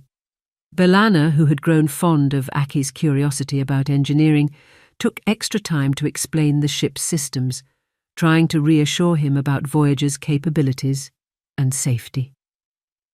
Captain Janeway felt a deep sense of responsibility for Aki's well-being. She spent more time with him, trying to talk through with him what was troubling him. She understood the importance of Aki feeling safe and protected again, especially after such a traumatic experience. Inside his quarters, Aki had been struggling with his fears. The once comforting hum of the ship now felt like a constant reminder of potential danger. He would curl up on his bed, trying to calm his racing thoughts and beating heart. Nights were the hardest as he would often wake from nightmares, the echoes of the battle replaying in his mind. He missed the days when he felt safe and carefree, and he longed to find that sense of security again. The changes in Aki's behaviour were a stark reminder to the crew of the realities of their journey. They were travelling through uncharted space, facing unknown dangers, and while they were trained for such situations, Aki was not. His presence on the ship brought a new perspective on the impact of their perilous voyage, and the crew became even more determined to protect their young friend and help him regain his lost sense of security. He was in the busy mess hall at the time it happened, sitting at a table with Tom, B'Elanna and Harry, conversing cheerfully with them as usual. Without warning, his ears suddenly pricked up, sensing something significant. He began looking out of the windows, sniffing the air with a sense of urgency. "What's the matter, Aki?" asked B'Elanna, who was seated opposite him at the table. "What's wrong?" Aki didn't answer, but continued to stare out into the infinite heavens, focusing on one particular area of space. "You sensing something?" asked Tom, seated next to B'Elanna. "Danger!" Aki suddenly blurted out, quickly rising to his feet, his eyes fixed on the same distant point in space. His voice was loud enough for others in the room to hear. The noise of general chatter quickly fell silent as all eyes turned toward him. Tom, B'Elanna and Harry exchanged questioning glances. "What do you mean, Aki? What danger? Where?" asked B'Elanna curiously. Aki, his eyes still focused on that same point in space, slowly reached out his arm and pointed. "There!" All eyes in the room looked toward where he was pointing. "Aki, it's just empty space out there," assured B'Elanna. "You sure it's not your imagination?" Aki shook his head. "No, something's coming. There's danger." His voice was insistent and clearly in the early stages of panic. Harry tapped his comm badge. "Kim to the bridge. Is anything unusual showing up on sensors?" A few moments passed before Tuvok's voice replied. "All sensors show nothing unusual, Mr. Kim. Can you be more specific with your inquiry?" "Well, not really," Harry replied hesitantly. Janeway's voice came through his comm badge. "Harry, what's on your mind?" "It's not me, Captain, it's Aki. It might be nothing, but he's claiming he can sense something coming, something dangerous." "That's not a lot to work with, Harry," stated Janeway. "I agree, Captain. All I can tell you is he's looking very spooked and pointing toward an area of space to starboard." Before he could get a reply, a large ship suddenly emerged from hyperspace in the exact place Aki was pointing toward. It immediately opened fire on Voyager with beam weapons, striking the hull and causing the ship to shudder violently. Voyager promptly returned fire. Aki immediately went into a panic, giving out an involuntary shriek of terror as the weapons hit Voyager's hull. Claxton and sirens suddenly sounded throughout the ship. The crew members in the mess hall and at his table all immediately scrambled to get up from their seats, heading for the door to man their stations, leaving the terrified Catboy standing there alone, not knowing what to do. Voyager took a second hit, causing another violent explosion that shook the whole ship. The Catboy gave out another shriek of terror, then crouched on the floor beside the table, hunching up his arms and shoulders, covering his big cat ears and head with his hands, praying for it all to stop while trying to make himself as small as possible. From the galley kitchen, Neelix saw the terrified Catboy and hurried over to help him. But before he could get there, Aki's human form suddenly shifted and transformed. Neelix watched in astonishment as the youth's body promptly shrank in size, melting rapidly downward to the floor, his clothing collapsing into a heap where he had been crouched. Then, from beneath the pile of clothes, a young, fluffy black and white cat ran out at great speed, past the Talaxian chef, and sprinted away, hissing and screeching in a complete panic out through the mess hall doors. For Aki, the attack was a stark and terrifying awakening of the dangers that came with life aboard a starship. He had always seen Voyager as a safe haven, a place of warmth and security. The sudden violence had shattered that illusion, leaving him feeling exposed and vulnerable. His acute senses, which had once been a source of wonder and pride, now seemed like a curse, amplifying the chaos and fear around him. Aki, now in his cat form, darted at speed through the corridors of Voyager, chaos ensuing all around him as the ship continued to engage with the enemy. His small heart was racing. Every loud noise and shudder from the ship's hull sent fresh waves of panic through him. He eventually found himself seeking refuge in a dark Jeffries tube, hoping to find some semblance of safety. His instincts told him to hide, to wait until the danger had passed, but the fear was overwhelming, making it hard to think clearly. Eventually, an eerie silence fell upon Voyager. The only sound Aki could hear was the familiar hum of Voyager's engines, a comforting reminder of normalcy amid the chaos. A couple of hours after the incident had ended, Aki was still missing, nowhere to be found.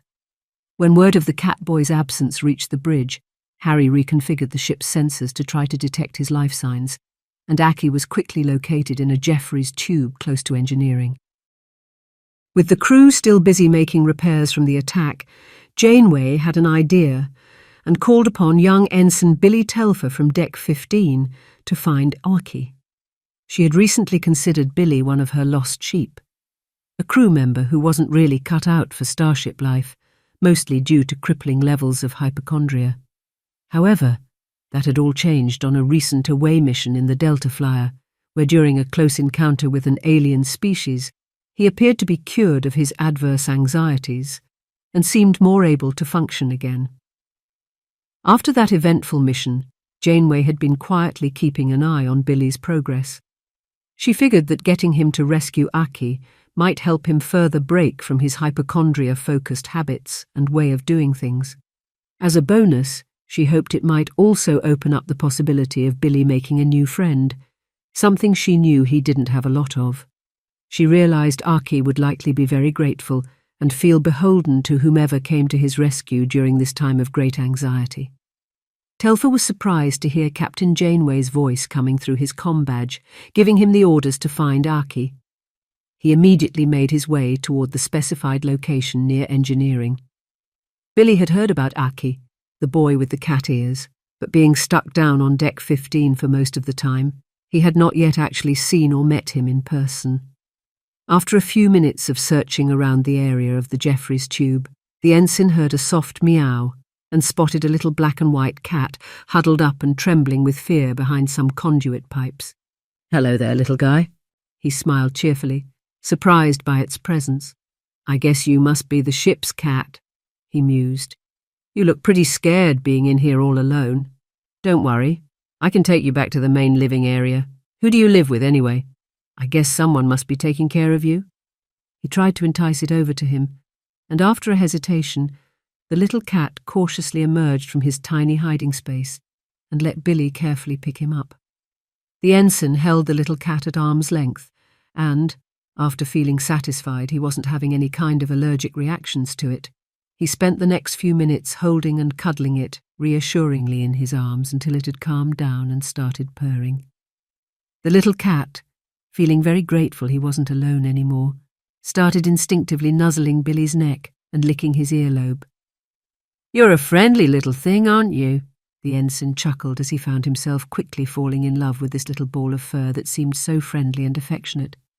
"I don't suppose you've seen anyone else in here, have you?" He conversed rhetorically with the little cat, looking around the Jeffreys tube. "I'm here looking for someone, a boy.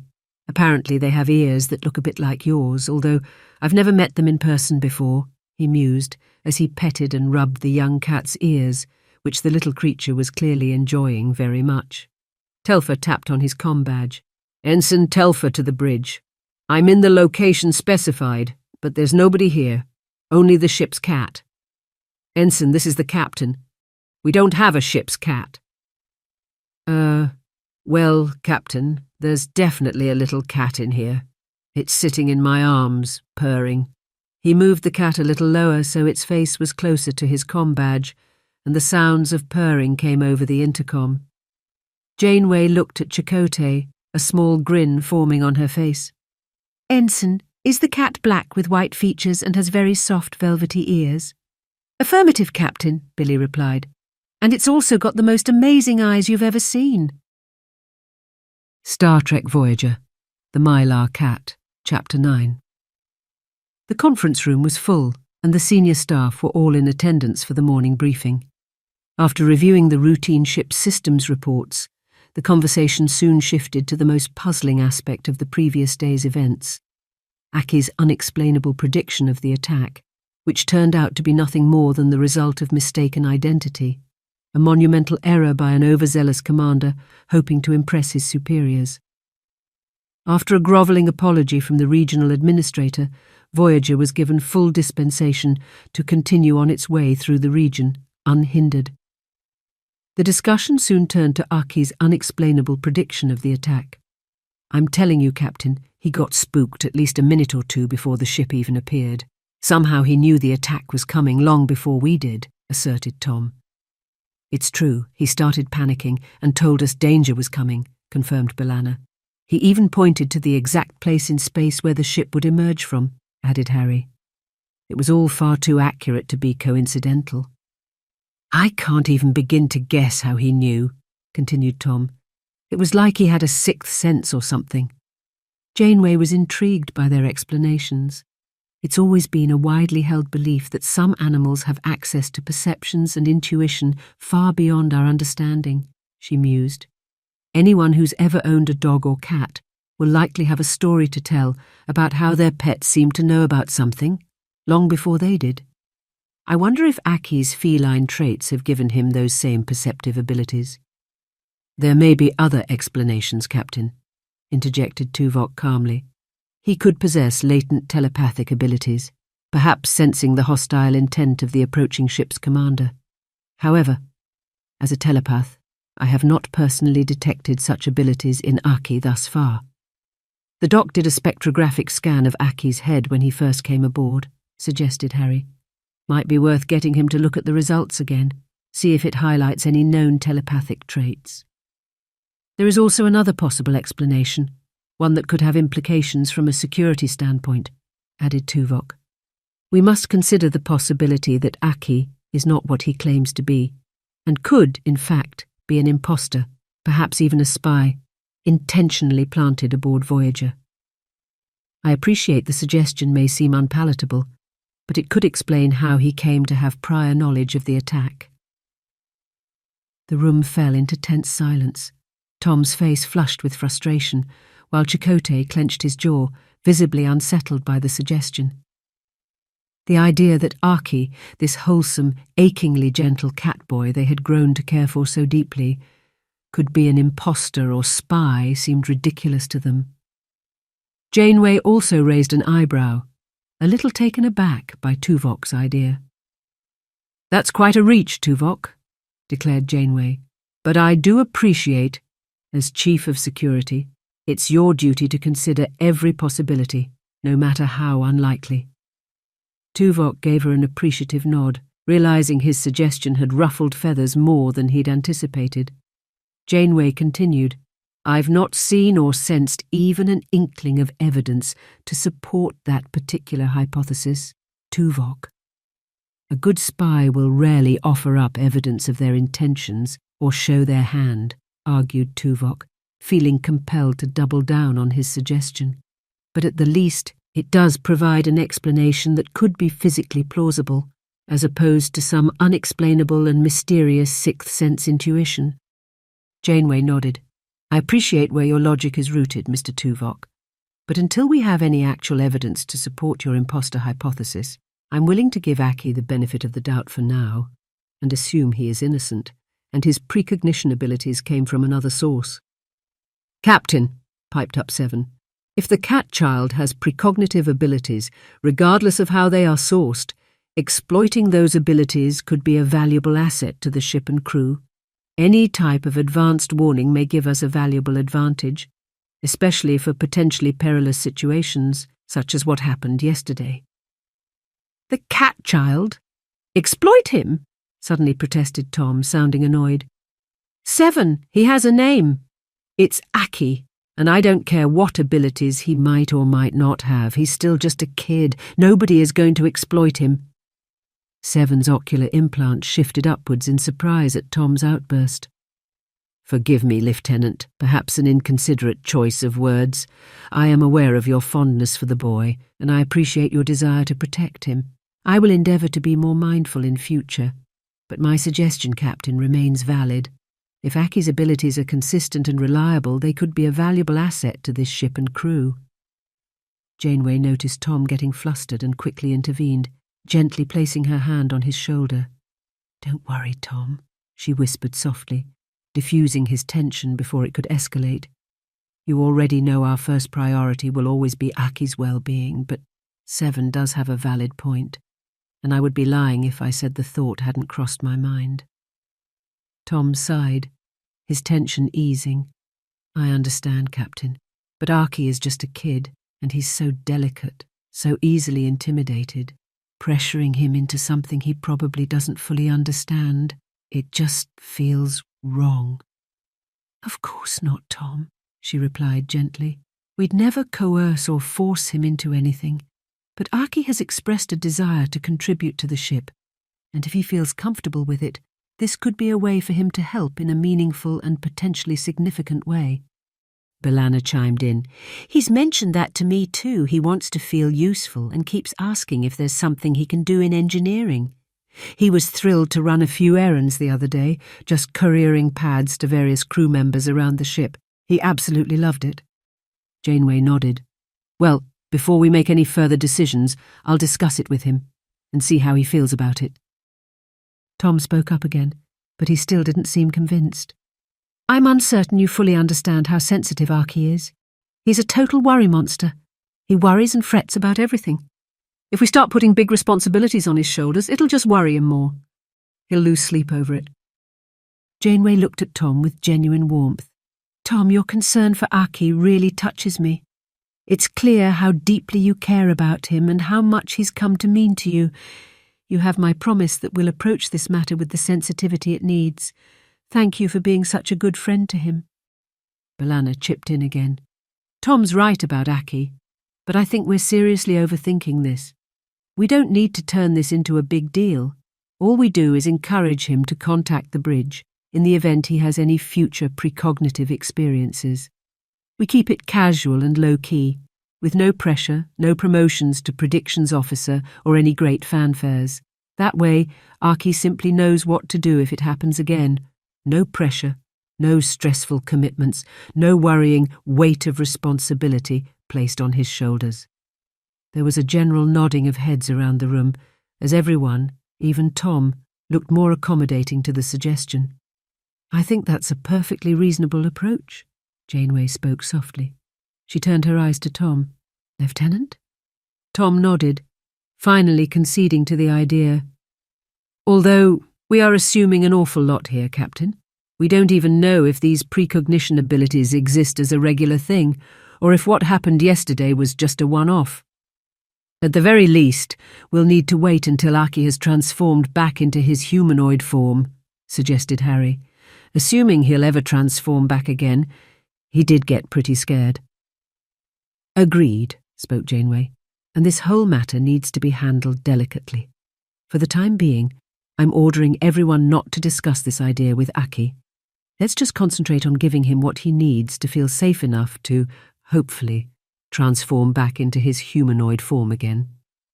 After that, when the time is right, I will carefully try to learn something about these assumed precognition abilities and see how he feels about what we've discussed here today. Everyone nodded in agreement, understanding the delicate balance needed in approaching the situation. Dismissed. Star Trek Voyager, The Mylar Cat, Chapter 10. It took 4 days before Aki felt safe and recovered enough to transition back from his little cat form into his human form. During that time, as a cat, he sought constant company, staying close to the people he trusted.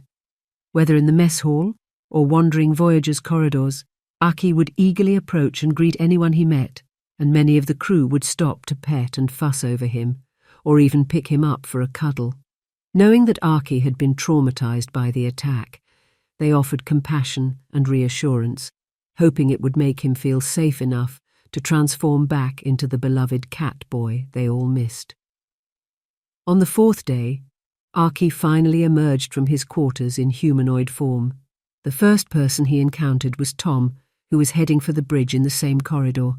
Spotting Aki, Tom called out and hurried over to him, pulling him into an urgent hug. "Oh, thank goodness, we've been so worried about you," Tom exclaimed, embracing him warmly, clearly relieved. "Welcome back, Aki. I'm so glad to see you back with us." Aki was surprised, but moved by Tom's very affectionate gesture, and he keenly returned the heartfelt hug, feeling bolstered by the sense of family and being genuinely loved and cared for. Tom then gripped Aki's shoulders at arm's length, looking sincerely into those big azure blue eyes. "I'm sorry you got so frightened during the attack. It must have been terrifying for you if it made you change back into your cat form. We all realized it was a big deal for you, and that's why we've been so worried. How do you feel now? Are you okay?" Aki nodded. "Thanks, Tom. I think I'm okay," he replied quietly. Tom continued, "I have to do my shift on the bridge now, but I'm free later if you want to hang out. We could get Harry to join us and maybe do something fun in the holodeck." Aki nodded again. "Okay." His reply was still quiet and muted. Tom noticed the unusual despondency in his voice. "You sure you're all right? You seem a little down." Aki looked up at him. "Are we likely to be attacked again, Tom?" The pilot could instantly see the fear in his eyes. "Is that what's bothering you?" he asked, sounding surprised. Aki nodded hesitantly. "Maybe, a little." Tom felt a heart-wrenching sadness explode in his chest as he saw the raw fear and concern in Aki's innocent eyes. Without a moment's hesitation, he pulled Aki into another firm hug. "Listen, Aki, you don't need to worry about things like that, okay? What happened was rare, and we came out of it just fine like we always do. Voyager is a tough ship with a very capable crew. You let us Starfleet personnel worry about those things, okay? We've always got your back and will protect you. You just need to concentrate on getting your strength back. I understand it takes a lot out of you to change your form." Aki nodded, looking more relieved. Tom's eager embrace was providing him with an immense sense of comfort and relief, and he warmly returned the hug, not wanting to let go. "Thanks, Tom. That really makes me feel better. I'm glad I ran into you." Eventually, they broke from their embrace. Tom held the boy's shoulders at arm's length once again, and then reached up, affectionately ruffling Aki's hair between his big cat ears. Just like a regular cat, Aki closed his eyes and pushed his head into Tom's hand, clearly enjoying the gesture. Tom chuckled softly, feeling a deep sense of warmth and protectiveness towards the boy. "I know it's easy to feel nervous after what happened," Tom said gently. But remember, you're not alone here on Voyager, Aki. We're all here with you, and we'll make sure you're always safe, okay? Over the following weeks, Aki gradually settled back into a gentle cadence, his worries diminishing with wise nurturing from Janeway and the crew. After Tom had brought it to their attention, they ensured he became more informed regarding life aboard Voyager, providing him with knowledge and tools to cope with any future issues or emergencies. Many of the crew took a special interest in helping Aki acclimate, organising sessions to teach him about Voyager's systems and protocols. These sessions were both educational and comforting, helping Aki feel more integrated and capable. As days turned into weeks, Aki's bond with the crew deepened. He found solace in their support, and slowly but surely the memories of the attack began to fade. His transformation back into human form became less about fear and more about embracing his dual nature, finding strength in his unique abilities and the family he had found aboard Voyager. Star Trek Voyager, The Mylar Cat, Chapter 11. It was Aki's first time stepping off Voyager since he'd arrived 5 months previous. He was excited to get outside in the sunshine and experience a real breeze and feel the textures of nature beneath his feet. He had regularly experienced those things on the holodeck, but Aki knew the authenticity of the outdoors surpassed any holodeck simulation, especially when it came to basking in genuine sunlight. The planet itself, unveiled as a natural haven, untouched by habitation yet teeming with diverse flora and fauna. Voyager's initial scans hinted at a treasure trove of resources, from fresh produce to various ores, including dilithium, all within easy reach. Upon seeing images of the pristine tropical landscape, the senior officers unanimously agreed that this place promised much-needed respite for the crew. Janeway tasked Harry with pinpointing an ideal landing spot, preferably with scenic vistas, and he quickly settled on a location on the eastern continent, near the equator. Later on, Aki heard some of the crew describing the area as similar to the Mediterranean on Earth. He didn't know what that meant, but the enthusiasm in their voices gave him the confidence to believe it was likely to be very pleasant. Voyager touched down on a sprawling grassland peninsula, mere steps from a pristine white sand beach that Tom and Harry promptly earmarked for surfing adventures. As Aki observed the ship's descent from the mess hall windows, a surge of excitement coursed through him at the sight of the deep blue sky and lush grasslands stretching as far as the eye could see. Aki adored grass. It was his favourite natural surface, far better than the forest floor with its hidden arp thorns that always kept him on edge. He would have much preferred to live on grass permanently, where he could feel safe, but the only grass he knew of was out in the open, where the constant threat of the Mylar hunters always loomed. On seeing the lush greenery, Aki even pondered the idea of transforming into his little cat form, just so he could roll around in it, feel it between his claws and lay on it to bask in the warm sunshine. His memories of doing such things in the past all came from his earlier years on Mylar. These were the rare and fleeting times when he was able to relax enough to enjoy his surroundings, usually on the days when he knew it was too hot for the Mylarian Neko hunters to venture outside. Before the whole crew could disembark from the ship, a thorough safety survey of the area was ordered to determine any hidden dangers. Waiting for the survey results was testing Aki's patience. He was in his tiny quarters on Deck 12 trying to relax. He had tried to have a nap, but was far too restless. He stood barefoot, staring out of his window at the clear blue sky and sparkling nearby turquoise-coloured ocean. Paradise was just inches away on the other side of the glass, and he was eager to get out there and explore it. Having to wait felt more than a little frustrating, but he knew it was necessary. He had been taught all about the potential dangers of alien pathogens and insects, and he understood the survey was a very important process, one designed to protect him and the rest of the crew from a whole plethora of potential nasties. He knew all he could do for now was just wait. As Aki stood there trying to quell his impatience, the door chime sounded. "Come in!" It was Tom. Aki hurried over, a smile brightening his face. "Hi, Tom." "Hey," Tom greeted, stepping inside. "Neelix said you were in your quarters. I didn't wake you, did I?" Aki shook his head, still smiling. No, I was just admiring the view, waiting to hear when we can go outside. Tom's gaze was quickly drawn to the vibrant landscape beyond the window. At Aki's unspoken invitation, he stepped further into the room, the door sliding shut behind him, as they both took in the stunning vista of the paradise just beyond their reach. It's so beautiful out there, isn't it? I'm itching to get out there myself, Tom remarked, joining Aki by the window. But don't hold your breath. Safety surveys like these can take hours, especially for whole crew shore leave. In the corner of his eye, Tom saw the catboy's shoulders droop and heard him sigh with disappointment. Hey, don't worry, Aki. We'll get the results soon enough. And if it's all good, Balana, Harry and I are going to hit the water and surf. The water is warm and the waves look perfect. You're welcome to join us if you like. Aki glanced sideways at him, clearly horrified by the idea of going in the water. His tail began to flick nervously. Oh, I hate water so much, Aki muttered, almost hissing. It makes me feel all heavy and awkward, like I can't move right. And the feeling of being soaked, it's the worst. A slight grin appeared on Tom's face.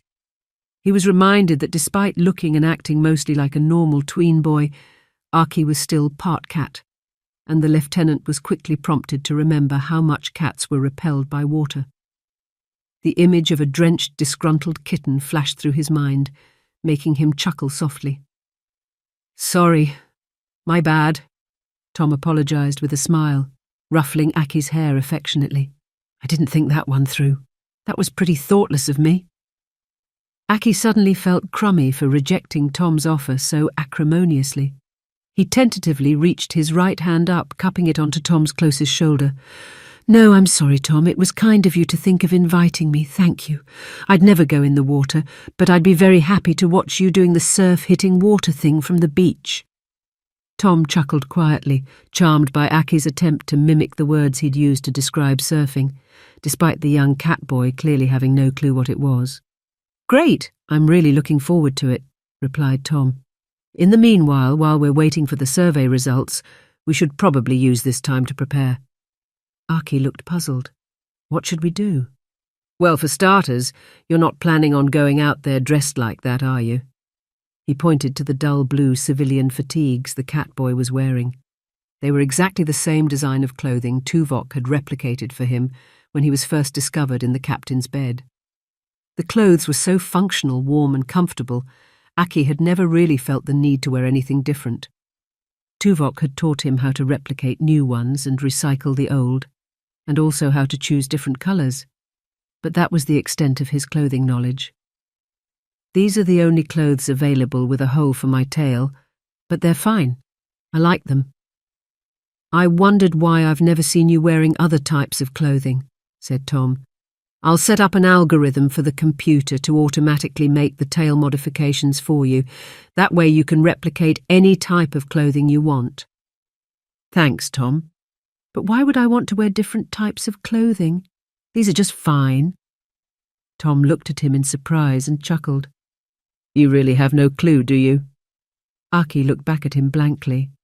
Aki, there's a lot more to clothing than just being practical and comfortable when you're in humanoid form. Your clothes can say a lot about you, about the kind of person you are. And wearing different types of clothes can also make you feel good, boost your confidence, and help you fit in with different situations or social settings. Don't worry. It can perhaps be a little complex and nuanced, but I'm happy to teach you what I know. Aki seemed quietly intrigued by Tom's suggestion. It seems very interesting. Thanks. I would love to learn about it. Great, Tom beamed.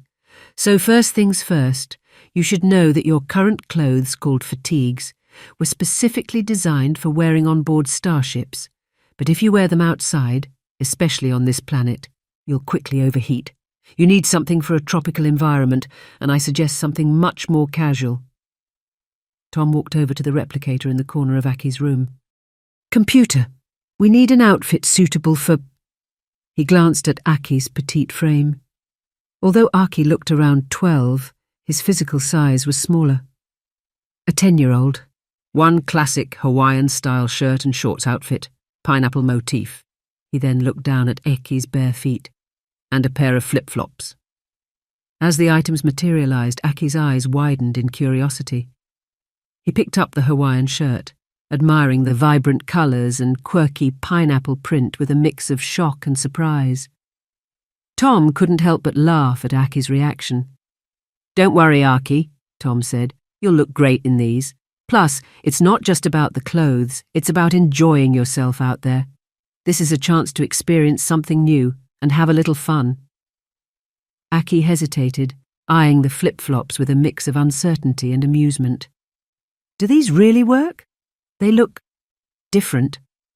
Tom chuckled. "They're quite comfortable once you get used to them. Trust me, you'll fit right in with the beach crowd." Aki's tail flicked with a mix of excitement and apprehension as he took the outfit and disappeared into the bathroom to change. When he emerged, the Hawaiian shirt was a bit oversized, and the flip-flops seemed a little too large, but his wide grin made it clear he was ready to embrace the new experience. Tom gave him a thumbs up. "Looking good, Aki. Now you're all set for a tropical adventure." Star Trek Voyager, The Mylar Cat, Chapter 12. A few hours later, the survey team returned their findings, deeming the area completely safe with glowing reports about the safety aspects as well as the added bonus of an abundance of wild edible foods and other resources they could collect before departure. Aki emerged cautiously from Voyager, alongside several other crew members, and made his way down the fairly steep ramp. His skinny flip-flops, replicated by Tom, made navigating the slope a little tricky, but he managed. He sported his new Hawaiian shirt and short pants, specially adapted by Tom to accommodate his long, fluffy tail. At the bottom of the ramp, a big grin formed on Aki's face as he stepped out from under the shadow of Voyager's port nacelle and felt the delightful warmth of the sun soaking into his whole body. A few moments later, Tom, B'Elanna, and Harry wandered down the ramp, all dressed in beachwear and holding the surfboards they had replicated. As they approached the idealistic white sandy beach, they spotted Aki in the distance. The cat-eared boy was enthusiastically running around in a flower meadow, chasing what appeared to be this planet's equivalent of butterflies. He was bounding rapidly toward the brightly coloured insects, then jumping up in the air to try to catch them in his hands as they darted out of his way. He was clearly extremely happy and completely in his element.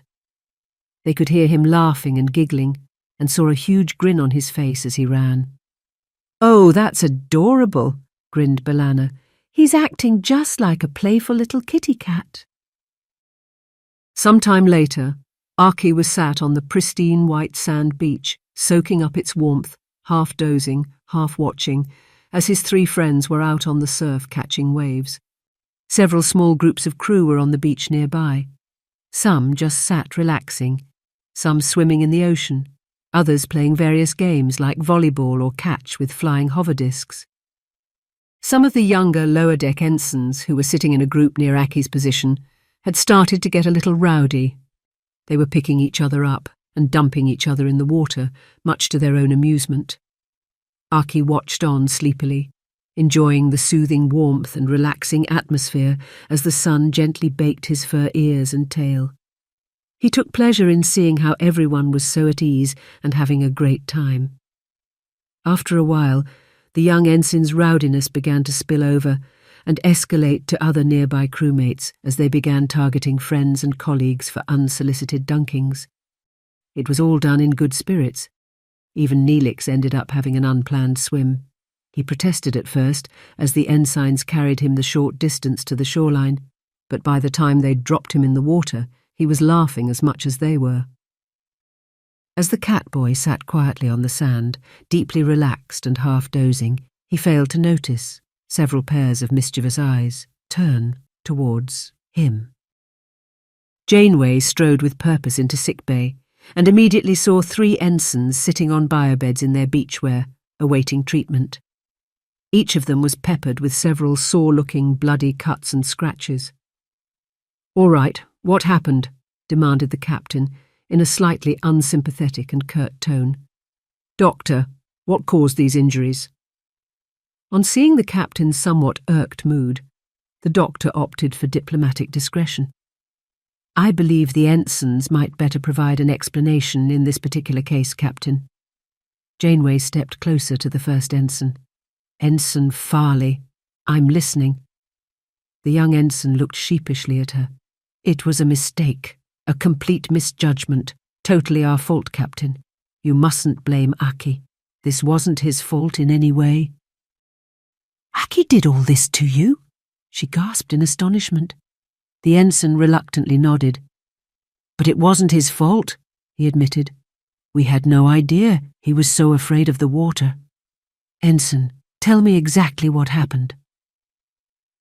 Ensign Farley explained how the high spirits and horseplay had got a little out of hand, and how they had been dunking some of their fellow crewmates in the water for mutual laughs and entertainment.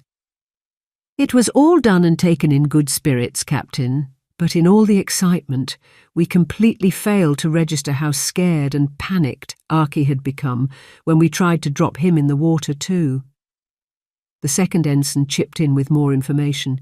"He was struggling and hissing as we carried him toward the shoreline, but we just thought he was playing along, just joking, doing it for effect. We didn't believe the struggling was real." Farley continued, "But when we reached the water, Aki clearly started to panic, and that's when we realized." We stopped right away, but we were too late. Before we could even put him down, he'd suddenly transformed into his cat form, and the next thing we knew, all three of us were fighting off a hurricane of hissing fur, teeth and claws. Another time and place, the thought of 3 grown ensigns being battered into submission by a panicking kitten in full feline meltdown mode might have seemed somewhat funny, but Janeway was far from laughing. She knew, whether intended or not, the ensign's actions had caused Aki to feel genuinely terrorized, but what angered her most was how he had been forcibly triggered to transform back into his little cat form. "I've no objections to a little spirited horseplay, Ensign. There was plenty of it during my own academy days, but we never let things go too far, and people never got hurt," Janeway remonstrated. Although she spoke calmly, the controlled frustration in her voice was obvious. "If it counts for anything, Captain, we feel terrible about this," murmured Farley, his voice full of sincerity. "We all really care about Aki, and the last thing we ever wanted was to hurt or scare him." "I accept misjudgments were made, Ensign, that your actions were not intended as malicious, and if you were school children, you might have been more easily forgiven. But you are Starfleet officers, held to considerably higher standards." Janeway remained firm in her resolve. "I'm disappointed, concerned even, by your inability to recognize sooner how your actions were causing harm. Intended or not, your hijinks forced Aki to transform, a very biologically costly, last-ditch defensive mechanism. If he wasn't in good health, the transformation process could have killed him." She couldn't prevent some anger from showing through in her voice. "On top of that, you made him think he had to fight to save himself." She looked more closely at the deep scratch across Ensign Farley's face. "The fact all 3 of you are so damaged only goes to show the panic and desperation in his actions." The ensigns looked genuinely regretful. They knew they were in trouble, but were openly resigned to the fact there would be consequences. "Once your injuries have been treated, return to your duties," ordered Janeway. "Today's shore leave for the 3 of you is cancelled." B'Elanna, Tom and Harry were all resting on the beach after a fun-filled couple of hours surfing in the gorgeous tropical ocean, their wet surfboards stacked up against each other nearby. They were sat on large beach towels they'd laid out on the sand. B'Elanna was sat upright, cross-legged. Tom and Harry were lying nearby, either side of her, sunbathing. Aki, in his little cat form, was curled up in B'Elanna's lap, both feline and half Klingon, enjoying the sleepy, zen-like sensations of the warm sunshine, as her fingers lovingly caressed Aki's warm, furry head and ears. Although they hadn't witnessed anything, the 3 senior officers had learned about what had transpired regarding the young ensign's misjudged water-dunking prank. They were first alerted to the fact something had happened when they found Aki hiding nervously in the long grass of the sand dunes near to where they were surfing. As they walked back from the water, Harry spotted the little fluffy black and white cat watching them anxiously whilst half hiding himself in the grass. They immediately recognised it as Aki and realised something must have happened for him to have transformed. It was obvious Aki had been waiting for them to come back onto the beach. B'Elanna knelt down and offered to pick him up, and Aki urgently jumped into her arms, clearly unnerved and wanting to be held. B'Elanna then laid out her towel and sat down with him, while Tom and Harry approached the nearby crew to try to find out what had happened and why Aki had transformed. As the little Neko half dozed in B'Elanna's lap in the blissful heat of the sunshine, the earlier incident played over and over in his mind. Thinking back, he realised he should have anticipated what was going to happen as soon as his 3 ensign friends approached him with that unmistakable look of mischief in their eyes. If he had, he could have run away before things got out of hand. In hindsight, he deeply regretted his reaction of attacking them.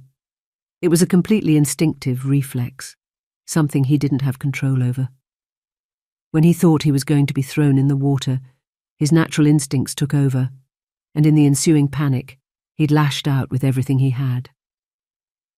A heavy burden of guilt hung over him as vivid memories of burying his panicking claws into Ensign Farley and the other 2 ensigns' faces replayed over and over again in his mind. He realised the ensign's actions were only ever intended as fun and light-hearted mischief, never malicious, and he realised his panicked response was harshly disproportionate. He decided he would try to ameliorate and mend their friendships at the earliest opportunity. Star Trek Voyager, The Mylar Cat, Chapter 13. The next day, during the morning briefing, Chakotay reported that several crew members had found small dead rodents, shrew or mouse-like creatures, placed directly outside the doors to their quarters, likely left there overnight. The previous evening, Aki, still in his little cat form, had instinctively scoured the nearby area, hunting the small creatures with a sense of purpose. Each rodent was chosen with care, based on the individuals it was intended for. Though he understood that his actions might be misinterpreted, Aki hoped the gesture would be recognised for what it was. Tuvok expressed concern on hearing Chakotay's words. This mysterious behaviour may be cause for concern, he suggested. The captain asked him to elaborate. Someone intentionally placing dead animals at the doors of crew members could be interpreted as a threat. Numerous cultures I am aware of deposit dead animals in a similar way, informing specific individuals they have been targeted for assassination. Mr. Tuvok, your intimate knowledge of planetary criminal culture never fails to impress me, declared the captain. But I don't think we need to start worrying about assassins for the time being. Let me propose perhaps a more plausible explanation. She asked Chakotay to name the crew quarters where the dead creatures had been found outside. He listed off several, including Harry's, Tom and B'Elanna's, and the 3 ensigns who had gotten in trouble the previous day. Janeway nodded her head. It was exactly what she was expecting to hear. She grinned very slightly. You know, yesterday I was planning to order our 3 prankster ensigns to clean the warp plasma manifolds as punishment for their poor conduct yesterday. But today, I've had a change of heart. Tuvok looked at her with a perplexed expression. May I ask, Captain, what has prompted you to change your mind? Those dead creatures, Tuvok. I believe they were not intended as a threat. In fact, quite the opposite, a gift. But you were right about them being a message. For Harry, B'Elanna, and Tom, I believe our young feline friend is trying to let you know how appreciated and very important you are to him. And to our 3 rowdy ensigns, I think it was an olive branch. His way of saying, I forgive you, and you're still very important to me too, so let's still be good friends. Tuvok pondered her words carefully but looked unconvinced. Assuming your hypothesis is correct, Captain, I still fail to see the logic behind the decision to change your mind about the proposed disciplinary action. Janeway's smile broadened. Sometimes, Mr. Tuvok, among us often illogical humans, forgiveness has a habit of becoming contagious. After the relaxing day of shore leave, the next day on the Paradise Planet was dedicated to foraging for supplies before Voyager's departure. Everyone pitched in, and by evening the combined efforts of the crew had filled the ship's stores with an abundance of fresh produce and supplies. There was so much that one of the cargo bays and several empty crew quarters needed to be converted into cold storage areas to accommodate the extra inventory. By late afternoon, just 24 hours after the beach incident, Archie had transformed back into his humanoid form. After discovering the dangers Archie faced during transformation, the doctor took it upon himself to develop an injectable supplement that would significantly boost Archie's nutrition and metabolism temporarily. This supplement allowed Archie to transform more quickly and safely without the need for extensive energy-building sessions beforehand. The doctor, meticulous as always, had dedicated hours to researching and formulating the supplement. He had worked closely with Archie throughout its creation, testing and monitoring him at every stage to ensure the solution was both safe and effective. As Archie transformed back into his humanoid form, the doctor monitored him closely, noting his improved energy levels and reduced stress markers.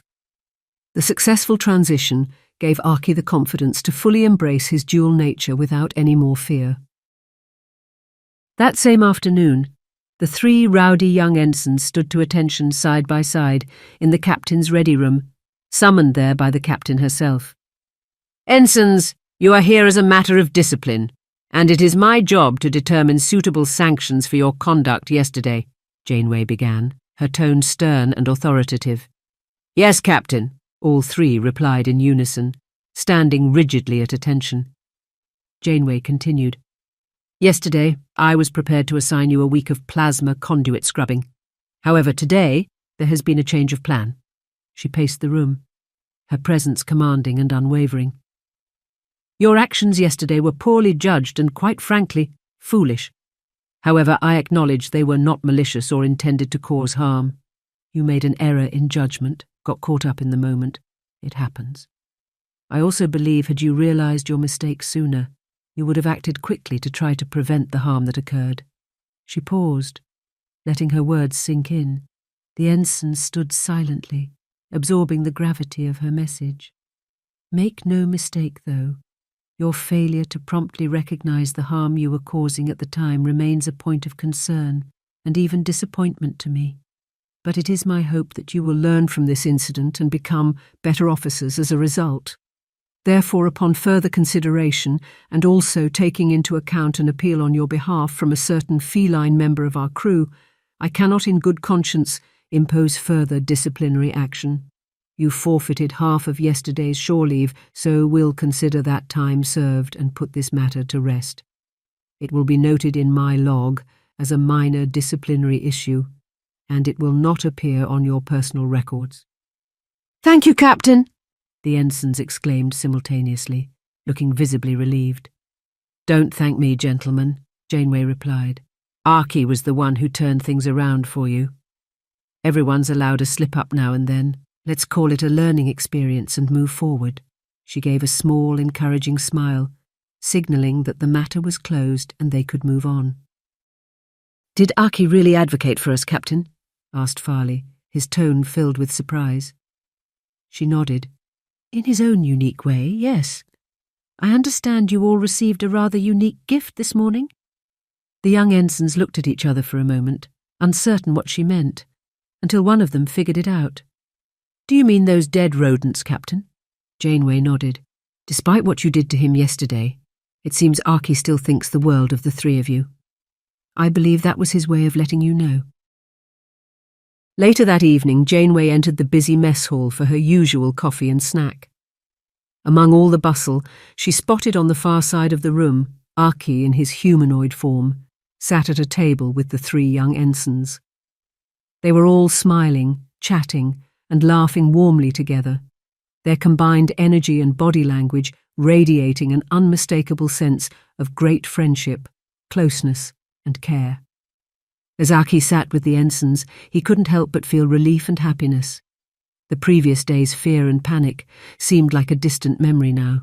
He felt a renewed, warmer connection with his friends, their laughter and affectionate gestures reassuring him of their renewed closeness and friendship. bringing home to him a true sense of belonging. As Catherine sat drinking her coffee, discreetly observing them, she witnessed on several occasions the ensigns reaching up and ruffling Aki's hair or touching his big cat ears in gestures of obvious and immense affection, causing a warm, glowing feeling to swell within her heart. She realized the incident yesterday had brought the four of them much closer together, and any rifts or misunderstandings between them had been well and truly healed. The next day, Voyager resumed its journey through the vast expanse of space, continuing the seemingly impossible voyage home. The planet's beauty and the crew's brief shore leave had provided a positive experience, leaving them feeling refreshed and revitalized. As the stars stretched out before them, the crew carried forward the lessons learned and the bonds strengthened, ready to face whatever challenges lay ahead. Star Trek Voyager, The Mylar Cat, Chapter 14. For the next few months, life aboard Voyager flowed in a rhythm of purposeful activity and fleeting moments of respite. The crew engaged in their tireless pursuit of charting celestial objects, maintaining the ship's intricate machinery, and cherishing whatever pockets of leisure and recreation the journey allowed. Through it all, they held a steadfast course toward Earth, their ultimate but almost impossibly distant destination. Amidst the routines and missions, Aki had found his own gentle cadence, blending into the busy life aboard Voyager. What was once a novelty had become a seamless part of the crew's daily activities, and his presence was now a cherished and enriching element of their voyage. Over time, Tom Paris, normally known for his light-hearted nature and love for adventure, had noticed a subtle yet discernible evolution in his own general presence and outlook. The change, he figured, was down to an amalgamation of factors, including Voyager's situation and the meaningful bond he shared with B'Elanna. Yet he also realized a big portion of this growth was influenced by the very close companionship he had developed with Aki.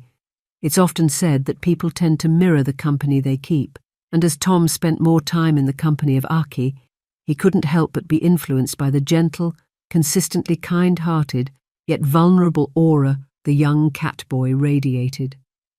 This regular immersion in such humbling energy had started to exert an influence on Tom's thoughts, shaping his worldview in subtle ways. He found himself naturally gravitating toward new perspectives and pondering ideas that carried thought-provoking, almost philosophical weight.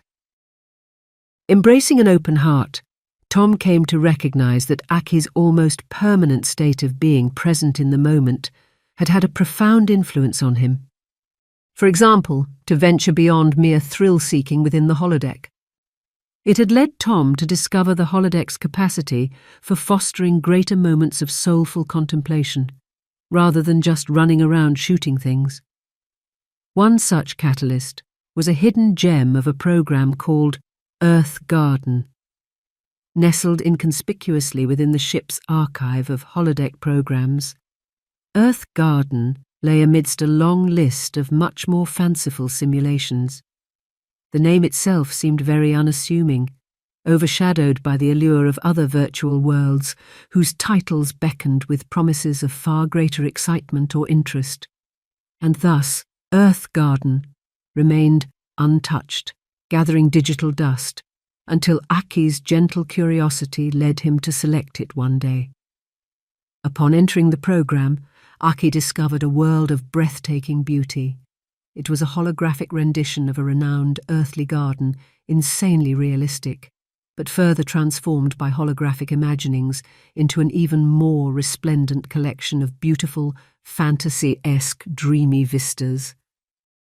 Flowers danced in harmonious choreography. Sunlight painted gentle strokes across lush, heavenly meadows and landscapes, and fragrant breezes whispered secrets of distant lands. The tranquility it exuded was like a soothing balm for the soul, an oasis of serenity that resonated deeply within the heart. News of the discovery spread through the crew like a secret exchanged among close friends, and swiftly, Earth Garden flourished into Voyager's most coveted holodeck refuge. It became the go-to haven where crew members sought solace and renewal, surpassing even the enchantment of Fairhaven, capturing the imagination and longings of those who yearned for a touch of home. It was sunset on the holodeck. Tom was sat on a bench in the Earth Garden programme, which was often open for communal use. After a long shift on the bridge, he'd gone there to unwind, a habit he had come to appreciate. The change of scenery was always so refreshing, especially the way the ship's constant engine hum gave way to the soft sounds of nature and distant bird calls. He was sitting quietly, soaking in the dreamy glow of the sunset. A gentle breeze made the wildflowers dance and sway around him, adding to the serene atmosphere. He was observing Aki in the distance, running around, chasing virtual butterflies again. He could hear him laughing and giggling as he ran.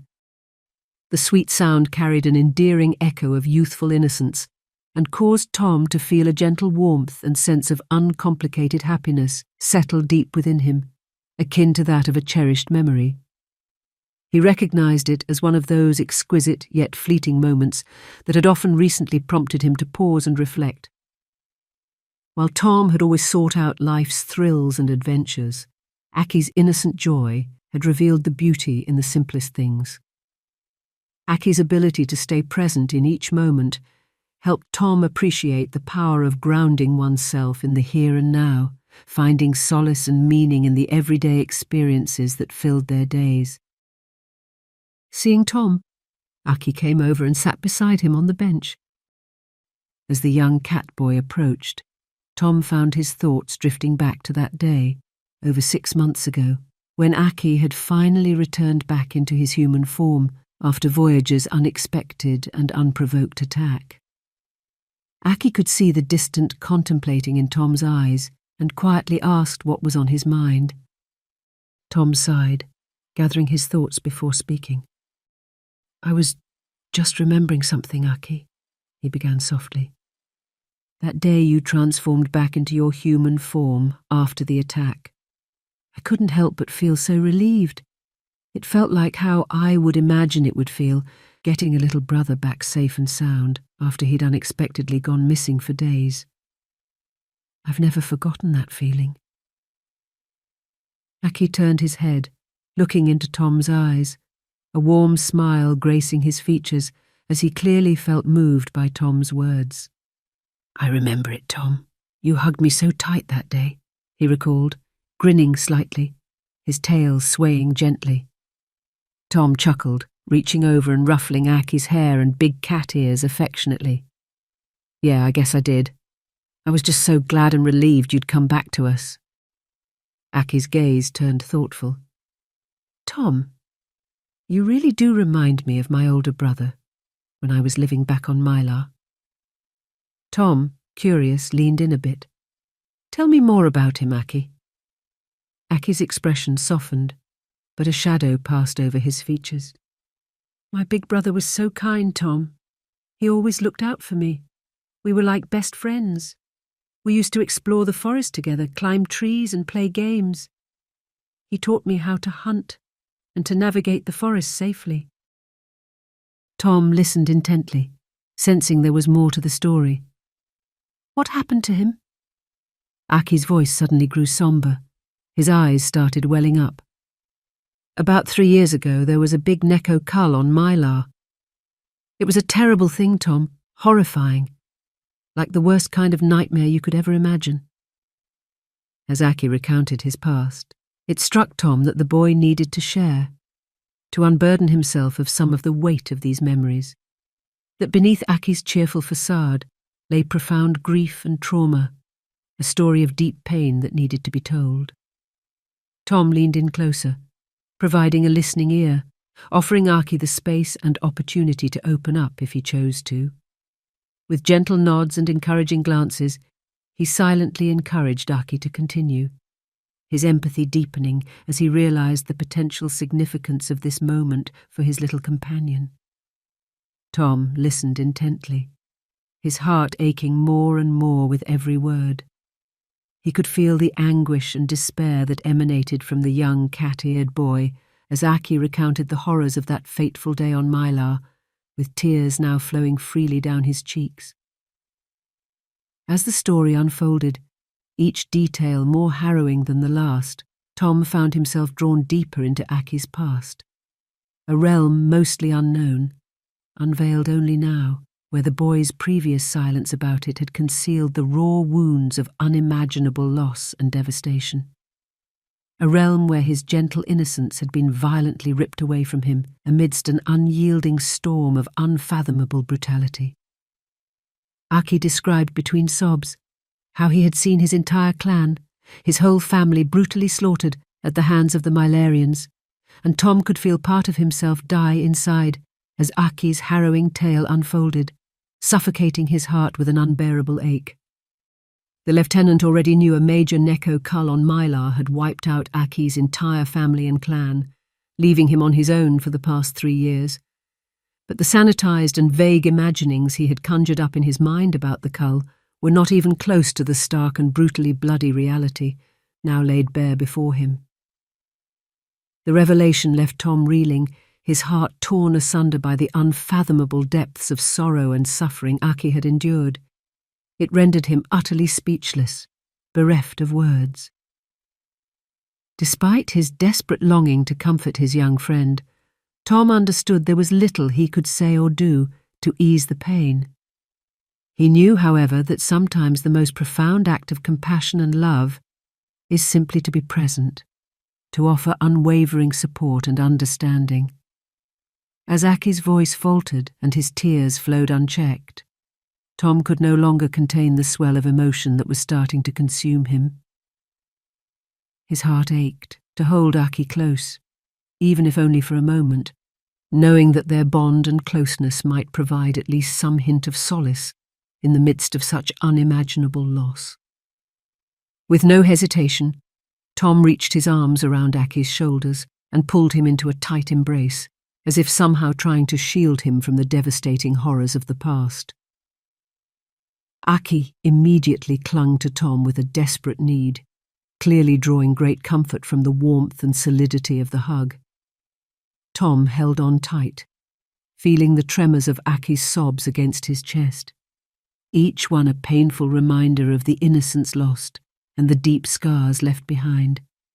But in that embrace, there was also a promise, a vow to stand by Aki's side, to be his anchor in the storm, and to help him find a way to heal. They remained locked together, hugging in heavy silence, and in that poignant moment, amidst the tears and the ache of his heart, Tom could feel their spirits bonding, fusing together in a silent dance of unwavering solidarity, kinship, and love. It was a bond forged not just in the crucible of Aki's heart-wrenching sorrow, but in Tom's unwavering presence and silent solidarity for this little cat-eared angel that had unexpectedly become an important part of his life. Tom leaned in, his voice gentle but earnest. "I see how much you're still hurting. I can't begin to imagine what you're going through right now, Aki. But you don't have to face it alone. Healing takes time, and it's not something you need to rush. We're all here for you. Me, the crew, everyone. You've got a new family here, now. One that loves you very much, and we're ready to help you through this however we can. Just know that you don't have to face these painful memories alone anymore, okay?" Aki nodded, snuggling deeper into Tom's embrace, his eyes brimming with gratitude. "Thank you, Tom," he murmured, his voice trembling with emotion. "For everything." On hearing Aki's sincere reply, Tom felt a wave of emotion well up inside him as he rested his chin on Aki's head, holding him even tighter. A single tear slid down his cheek, but he stayed silent, just holding on. They sat in silence for a while, still hugging each other tightly, until the tears eventually subsided and calmness returned. Aki looked up at Tom, his eyes still damp, his expression a mix of sorrow and deep gratitude. "I really have come to think of everyone here as my new family. And you, Tom," he added, a small smile now touching his lips. "I know you're not replacing my real big brother, but you really are like a new brother to me. And you're just as amazing as he was." Tom's heart swelled again as he realized the weight of meaning behind Aki's words. It was a poignant demonstration of the unbreakable bond and closeness they had forged together. Tom gave him another squeeze. "And you, Aki, you're just like the little brother I never knew I needed." He looked at the cat-eared boy's face with deep affection, mulling something over in his mind. "Your presence brings a unique light. To me, to the whole ship. It's something very special." Aki's sadness had now all but fallen away, and his innocent chuckle returned once more. "Light? You mean like sunshine?" Tom smiled, nodding. "Exactly that. You manage to bring a little bit of sunshine, Aki, wherever you go. You've got this way of reminding us to live in the moment and appreciate the little things in life, those small but important things that can often slip by unnoticed." Aki's eyes sparkled with understanding. "You mean like chasing butterflies?" Tom grinned. "Exactly. And laughing with friends, sharing stories, and just enjoying being in each other's company." Aki smiled, happily pushing himself further into Tom's embrace again, his small form radiating warmth. "I'm glad I can bring sunshine. Friends are important." "You're right. Friends are important," continued Tom. "But to me, you're more than a friend. You're family. You being in my life is something I never expected, but now it's something that I cherish deeply and I hope never ends." Star Trek Voyager, The Mylar Cat, Chapter 15. After their time in the holographic garden, Tom and Aki found themselves in the ship's mess hall, sharing a table laden with a variety of food. Laughter and chatter filled the air as the crew members enjoyed their meals and discussed their day's activities. Aki carefully inspected his plate, his brow furrowing as he considered the unfamiliar dish before him. "Tom," he asked quietly, leaning in, "what's this?" Tom glanced at the dish. "Oh, that's jambalaya, a Cajun dish from Earth, a mix of rice, vegetables and spicy sausage." Aki's eyes widened with curiosity. "Is it good?" "Depends how much you like spicy food. Go ahead and try a little bit." Aki hesitated for a moment, picked up a fork as he had been taught, then took a cautious bite. His expression quickly transformed into one of surprise and delight. "Wow! It's really, really good. So nice." Tom smiled. "I'm glad you like it. Earth has a lot of different foods to offer." As they enjoyed their meal, they couldn't help but notice the lively atmosphere of the mess hall. Crew members laughed and chatted animatedly, sharing stories of their day's adventures and bonding over shared experiences. The sound of clinking utensils and light-hearted conversation filled the air, creating a sense of warmth and camaraderie. Aki's gaze wandered to the various crew members around them, his curiosity piqued by the diverse array of dishes being enjoyed at neighbouring tables. He couldn't help but feel a sense of belonging amidst the bustling activity, knowing he was now a part of this vibrant community aboard Voyager. "Tom," asked Aki, "how do people know what they're good at?" The question seemed to come from nowhere, lacking no immediate context. But Tom was happy to pause and take a moment to consider the curious cat boy's inquiry, his brow furrowing in contemplation. "Well, it's usually a combination of trying different things and discovering what brings you joy and satisfaction," Tom began, his voice soft yet earnest. "Sometimes it's about finding something you're passionate about and then dedicating time to it, so you can get good at it."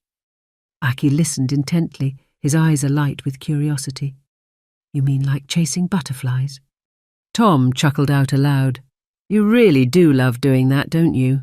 he remarked with a gentle tease. "But yeah, like chasing butterflies. Just like how you love doing that. People similarly have their own unique interests and talents. I guess it's about exploring those passions and seeing where they may lead you." Aki's eyes sparkled with excitement. I want to find something I'm good at, like you with piloting ships and building things. Tom nodded, his expression thoughtful. Those are certainly two of my passions, but it took a lot of time and practice to get good at them. The same will probably go for anything you choose to do. There's an old saying, practice makes perfect. Aki's tail swished with concentration as he considered Tom's words. I don't really know what I'm good at, except maybe fitting into small places and running really fast. But I guess that's not very useful for much here on the ship, he murmured. Aki scanned his eyes around the mess hall again, his gaze eventually landing on Neelix as the Talaxian chef engaged in friendly animated conversation with various crew members.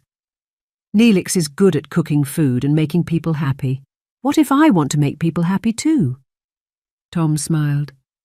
Aki, you're already making people happy. I wasn't joking when I said you really do bring sunshine with you wherever you go. Your presence really has brought a level of happiness to the crew that I'd never seen before you came aboard.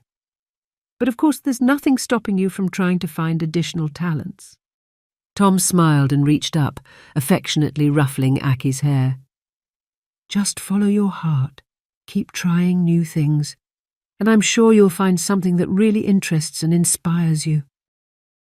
As the mess hall buzzed with activity around them, Tom and Aki enjoyed their meal and shared moments of connection, their laughter and camaraderie blending with the lively atmosphere of the mess hall. It was in these simple exchanges that their bond found new layers of depth, solidifying the richness of their unbreakable brotherly connection. As they sat together, Tom silently pondered about Aki's ability to bring light to others, reminiscing on how the cat boy's innocence, inquisitiveness, and genuine desire to make others happy had a powerful way of bringing inspiration and joy to those around him, triggering smiles and warmth in anyone he encountered and interacted with.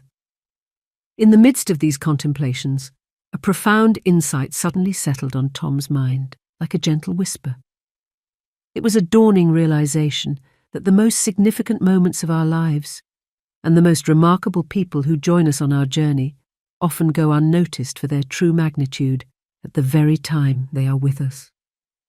We tell ourselves there will be more moments and more significant people, yet it's only in the later days and years when nostalgia takes hold that we look back and realize that was the only moment, and that person was the only one. Ordinarily, and often regrettably, these revelations come when time has already slipped through our fingers, and that fleeting instant is just a distant memory. Yet as Tom looked softly at this achingly gentle cat-eared boy sitting opposite him at the table, he acknowledged that sometimes, in the midst of life's bustling noise, there's a flicker of awareness, an unspoken understanding that this moment, this individual, might just be one of those significant ones. Tom silently vowed to himself to hold on to this sudden moment of awareness, to savour the present for all its worth and recognise Aki for the priceless gem he realised had come into his life. Aki could see Tom was deep in thought, staring at his empty plate on the table as he mulled over this profound idea in his mind.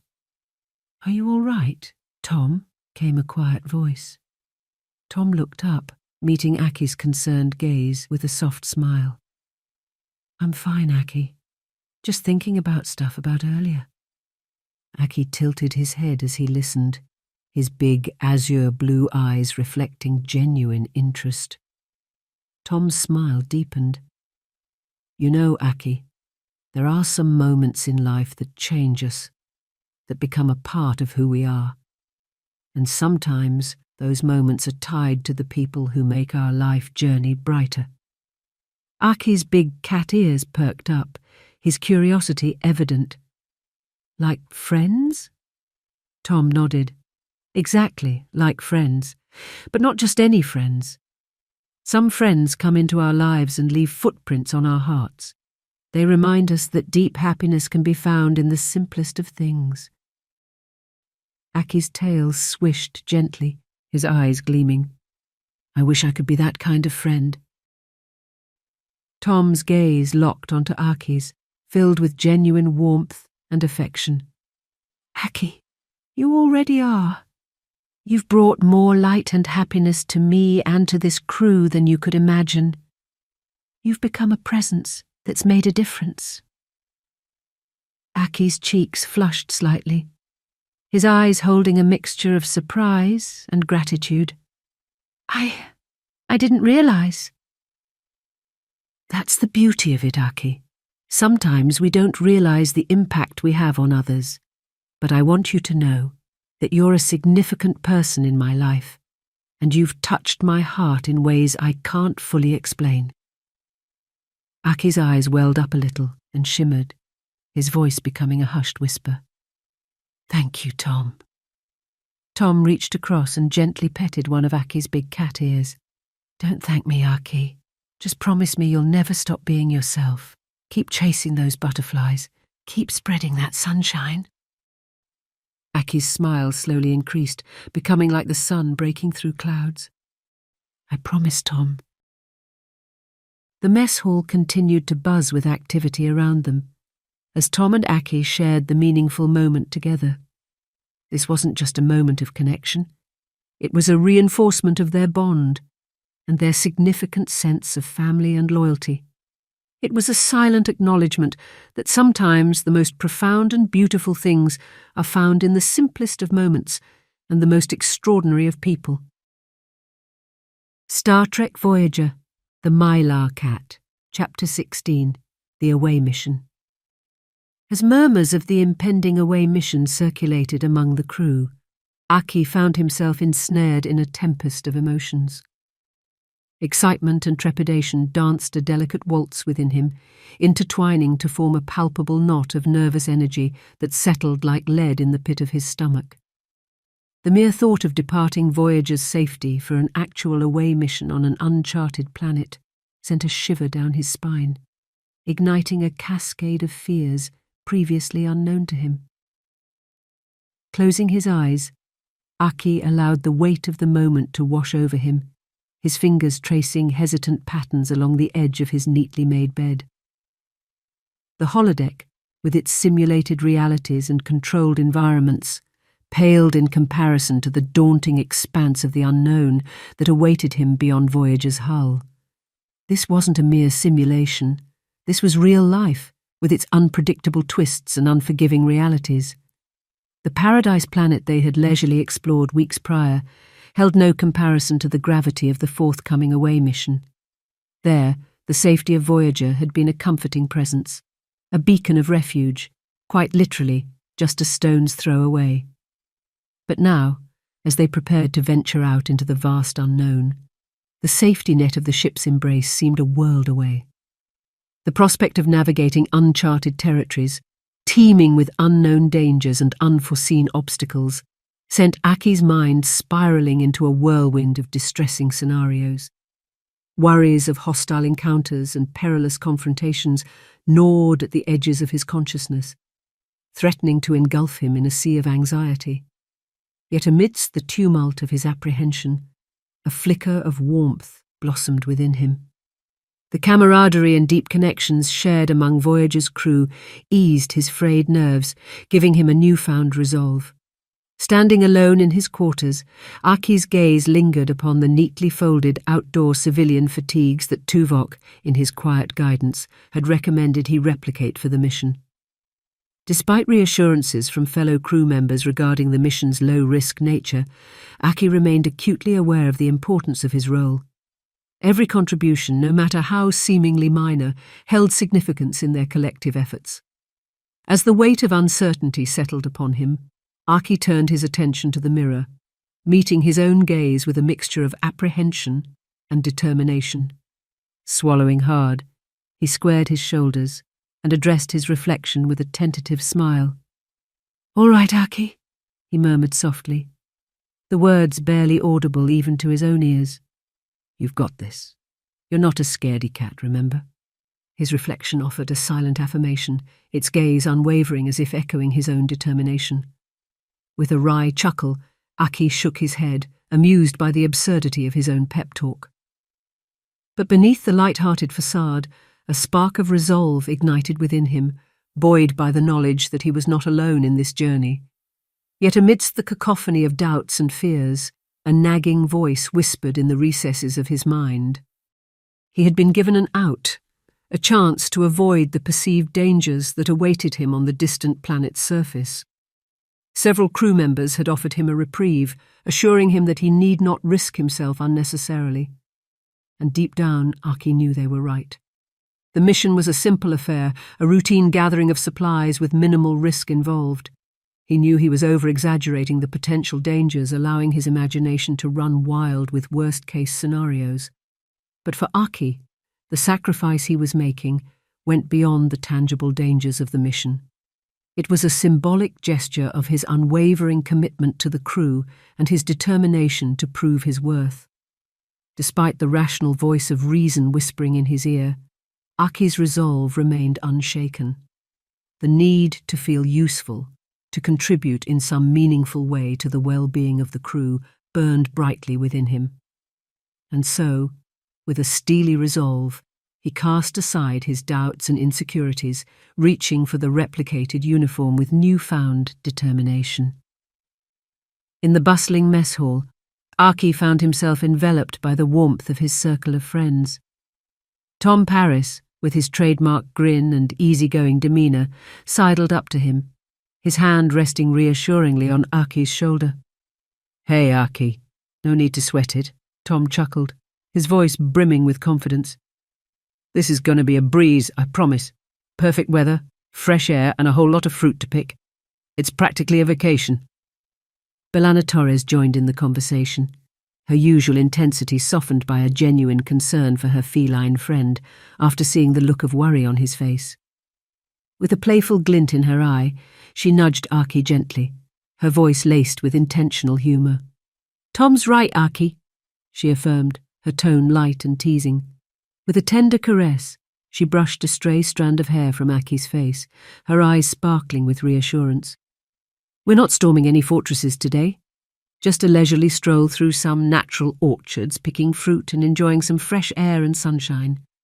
Just think of it as a relaxing day in the sun with a tasty bonus." Aki's expression brightened at her gesture, a sense of warmth flooding his chest as he absorbed her light-hearted reassurances.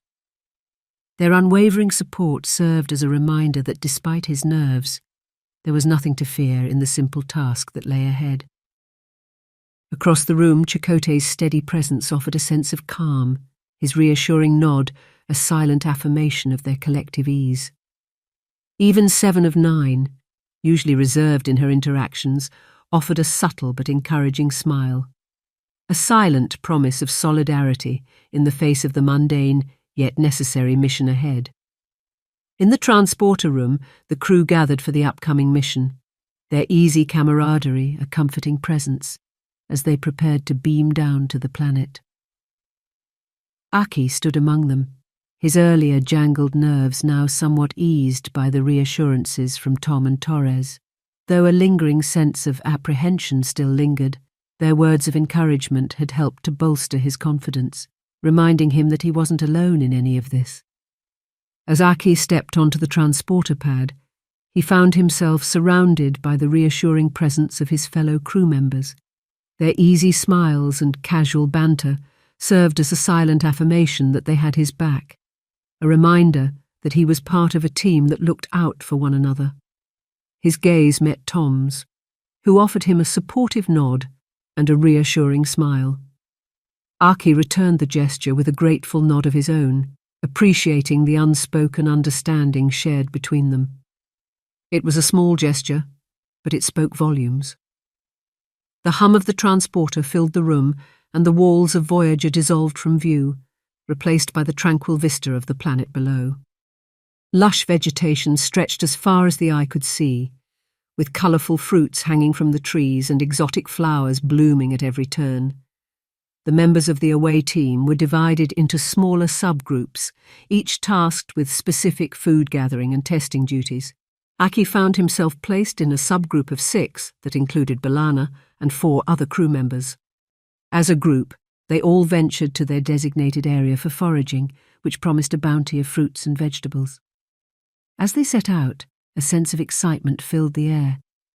A short time later, friendly banter and playful exchanges echoed through the trees as they worked together, their camaraderie evident in every shared laugh and inside joke. Aki found himself caught up in the infectious energy of the group, his earlier apprehension melting away in the warmth of their companionship. With nimble fingers and keen eyes, they all scoured the landscape for the choicest specimens, their efforts rewarded with a treasure trove of delectable fruits that tasted surprisingly like kiwi. As the sun dipped lower in the sky, casting long shadows across the forest floor, the subgroup gathered together to take stock of their haul. Crates and boxes overflowed with a colourful array of fruits and vegetables, showcasing their teamwork and determination. With the day drawing to a close, the subgroup began the short walk back to the rendezvous point, the distant promise of a warm meal and good company spurring them onward. Their spirits were high, fueled by the shared sense of accomplishment and the bonds of friendship that united them as a crew. The return walk to the transporter coordinates was accompanied by a growing sense of accomplishment for Aki. Not only had he worked alongside his Voyager family on an away mission and had contributed to everyone's well-being, but he also felt a deep satisfaction in having conquered his initial apprehensions. Despite feeling so nervous at the outset, Aki had pushed through his fears and was now reaping the reward of a significant increase in confidence. As they made their way back, Aki turned and glanced at the crates of fruits and vegetables, knowing that they would soon be transported up to the ship. However, due to some technical issues in the form of localized magnetic distortions, the crew themselves needed to walk to the safer rendezvous point for transporting back to the ship. As they strolled chatting and relaxed, heading across an open, dry dirt area of grassland, conversations ebbed and flowed, punctuated by laughter and the occasional observation of the surrounding flora and fauna. Aki found solace in their company, the sense of belonging washing over him like a warm embrace. Then, without warning, the serene atmosphere shattered. A strange, almost alien sound cut through the air, a hiss, like steam escaping from a pressurized chamber. The ground seemed to come alive, small nozzles hidden beneath the soil erupting in a flurry of activity. Before anyone could react, a strange pink mist billowed forth, enveloping the group in a surreal haze. Aki's heart suddenly raced in his chest as his senses were assaulted by the cloying sweetness of the mist, which looked like plant spore dust. Instincts screamed at him to flee. But something was wrong. His limbs felt rooted to the spot, and he realized he was unable to move. He opened his mouth to try to warn his friends, but he couldn't even produce the words. It seemed his voice and throat were paralyzed. The spore dust rapidly dissipated, almost as quickly as it had erupted, leaving behind a faint pink residue on everyone's skin and clothes. The subgroup exchanged confused glances, trying to fathom what had just happened, and why they were all now covered by this light dusting of pink powder. Aki felt a growing sense of unease gnawing at him, a primal instinct, warning him of impending danger. His surroundings blurred, the once familiar landscape now shrouded in a haze of uncertainty. He fought to maintain his composure, but a sense of foreboding lingered like a shadow at the edge of his consciousness. His attempts to move now seemed futile, as if his body had taken on a will of its own. "Are you all right?" The voice, though familiar, seemed distant and echoed, as if coming from a great distance. Aki's vision dimmed, his equilibrium slipping away. He fought to stay upright, but his strength was dissolving like sand through fingers. The realization hit him like a jolt. He was in danger. Something was adversely affecting him, and he wasn't able to control it. Panic began to claw at the edges of his consciousness, each beat of his heart amplifying the fear that coursed through his veins. His limbs felt heavy and unresponsive, as if he were sinking into a bottomless void. In the recesses of his mind, disjointed images and memories flickered like fragments of a shattered mirror. Faces of friends, the hum of the ship, snippets of conversations fading in and out like radio static. Aki's fingers twitched involuntarily, and he fought to keep his eyes open, as if doing so could somehow anchor him to reality. His chest tightened, each breath becoming more shallow and laboured, the air heavy and thick with the weight of his fear. He felt himself falling, his vision blurred as he caught glimpses of crew members rushing towards him. They appeared in slow motion, their arms outstretched, reaching to grab him before he hit the ground. In that fragile moment between consciousness and darkness, Aki clung to the memory of his journey, to the love, camaraderie, and the strength he had found within himself. And as the world of consciousness slipped away, he clung to the hope that his cherished Voyager family, the bedrock of his journey, would be his beacon in the darkness and guide him back from the brink of oblivion. Star Trek Voyager, The Mylar Cat, Chapter 17. The once vibrant corridors of Voyager now carried a sombre hush. News of Aki's condition had spread like a cold wind, leaving a heavy cloud of concern over the crew. While B'Elanna and the other away team members seemed unaffected by the spore release, Aki had not been so fortunate. His reaction to the toxic spores was both immediate and severe. The ship felt heavy, a tense sorrow hanging over it like a storm cloud, reflected in the sombre faces of even the most stoic crew members. In sickbay, the quiet room was filled with anxious whispers and hushed conversations. On one of the biobeds lay Aki, pale and motionless. The steady hum of medical monitors displayed the sobering reality of his fragile state. Around the biobed, several crew members had gathered, their faces etched with grave concern. Chakotay stood at the foot of the bed, his brow furrowed as he exchanged worried glances with B'Elanna. Catherine was at the head of the biobed, her presence a blend of resolve and vulnerability. Her gaze turned toward the doctor, her expression betraying deep concern as she silently demanded answers. The holographic doctor's face grew more sombre as he scrutinized the diagnostic scans. Looking toward the captain, he voiced his findings with evident frustration. These spores are incredibly virulent, unlike anything I've encountered before. Their effects have spread rapidly. Aki's vital signs are weak and still deteriorating. I've tried almost every known protocol, but nothing is having even the slightest effect. He hesitated, knowing the weight of his next words. Captain, rest assured I will continue to do everything within my power to find a cure, but you need to understand time is not on our side. As a doctor, I must be objective, but I also have to be realistic. The room fell into a tense silence as he delivered the harsh truth. I'm afraid there's no sugarcoating this. The likelihood of Aki surviving is slim, at best. He glanced around the room, meeting the desperately saddened eyes of the crew. Short of a miracle, he paused, dreading the next words. You should prepare yourselves for the worst. The weight of the doctor's words hung heavily in the room, deepening the profound sadness that had already stifled the air, intensifying the indescribable ache reverberating through the hearts of those gathered. Tom stood against the wall, his eyes locked on Aki's still form, his fists clenched so tightly that his knuckles turned white.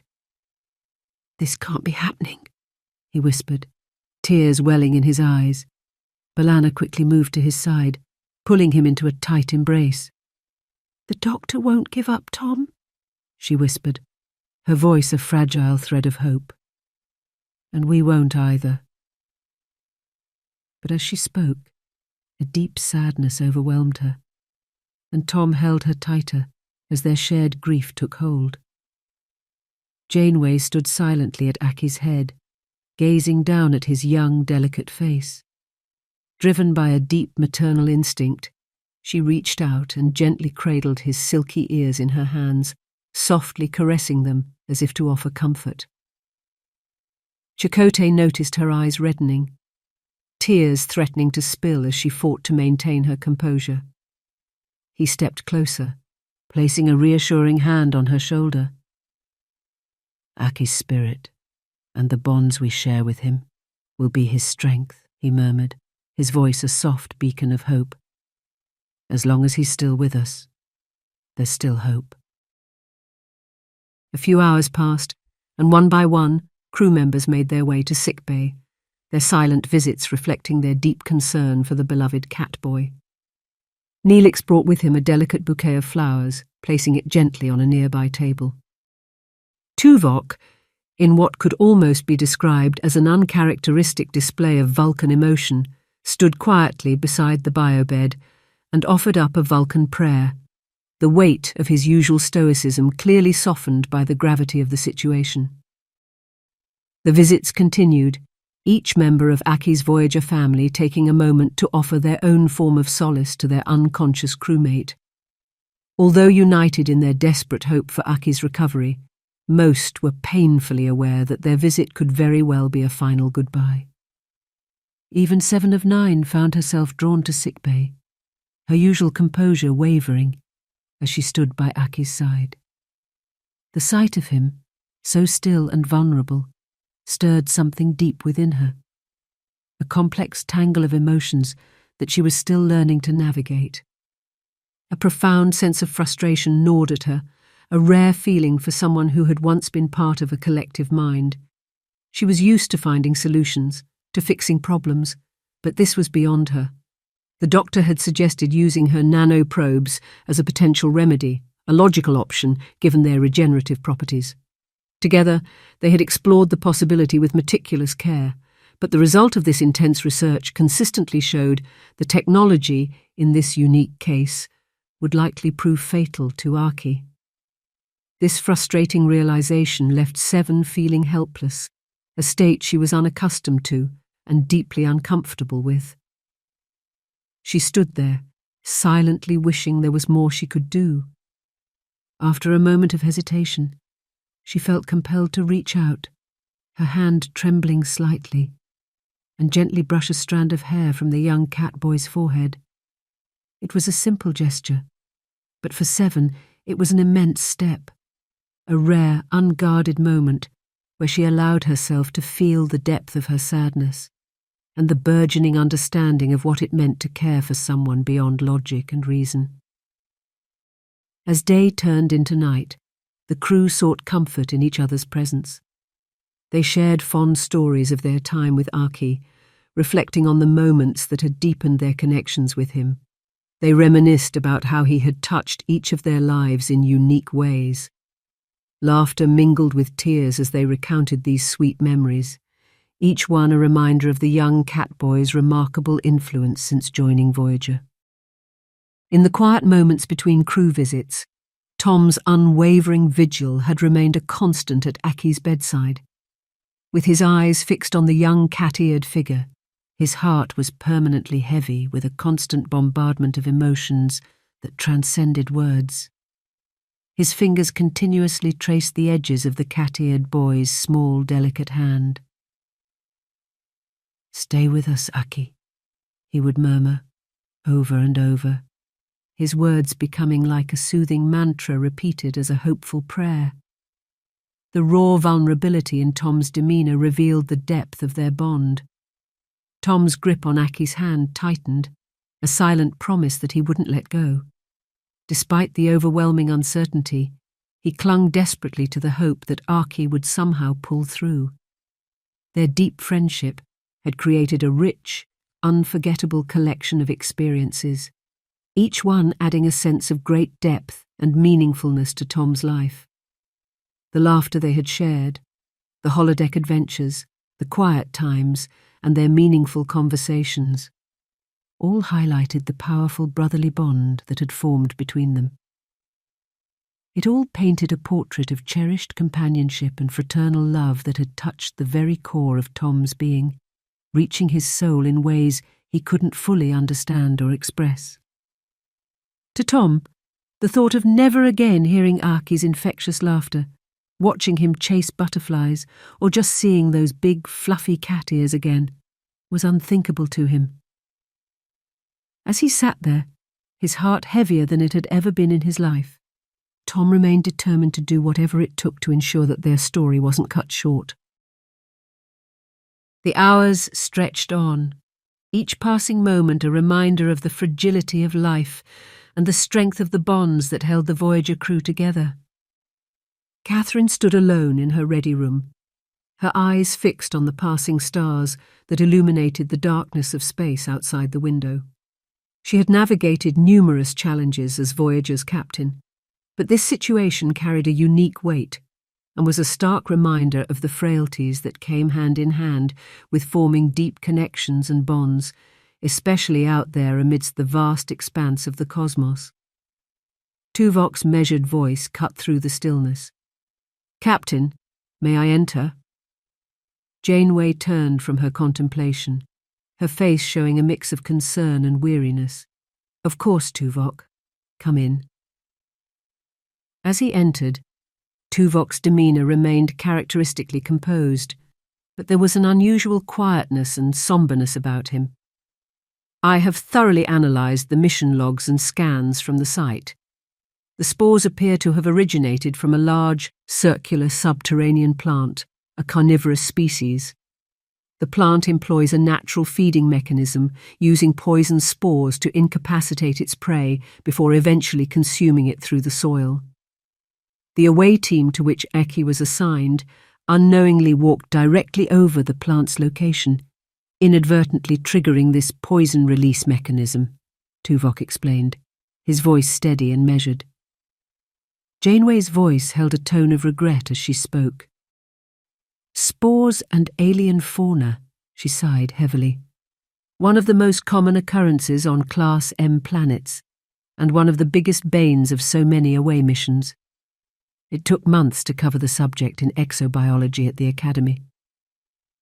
Taking a seat on the ready room sofa, she let out another sigh, her thoughts constantly lingering on Aki's situation. "Tuvok, he's just a child. He's not Starfleet, nor trained for any kind of away mission. What was I thinking, encouraging him to go down there? It was a huge mistake." Her frustration was clear in her tone. "You know as well as I do, we spend years preparing for away missions. I doubt Aki had any real understanding of the dangers we potentially faced down there. But what makes it worse, Tuvok, is that I saw how nervous and afraid he was about going down to the planet. Still, he insisted he didn't want to let us down. He wanted so much to be a team player. He'd been asking me for months if he could help out more around the ship, beyond just using his feline intuition to sense things. I thought giving him the chance to face his fears, especially with the risk being so minimal, would be a valuable experience for him. I wanted him to feel even more a part of our family by getting involved and contributing to the mission." Janeway paused, her eyes reflecting self-doubt and concern as she grappled with her thoughts. "The more I reflect on it, Tuvok, the more I realize the gravity of my mistake." Her voice softened to a whisper. "If Aki doesn't pull through, I'm not sure I could ever forgive myself." Tuvok's gaze remained steady, his voice calm and reassuring. "Captain, it's natural to question decisions in hindsight. However, as a leader, you made the best choice with the information available at the time, always considering the greater good of the crew. Such decisions are rarely without risk. While hindsight provides clarity, your intentions were noble. The risk was minimal, and you aimed to help Aki grow and strengthen his bond with the crew.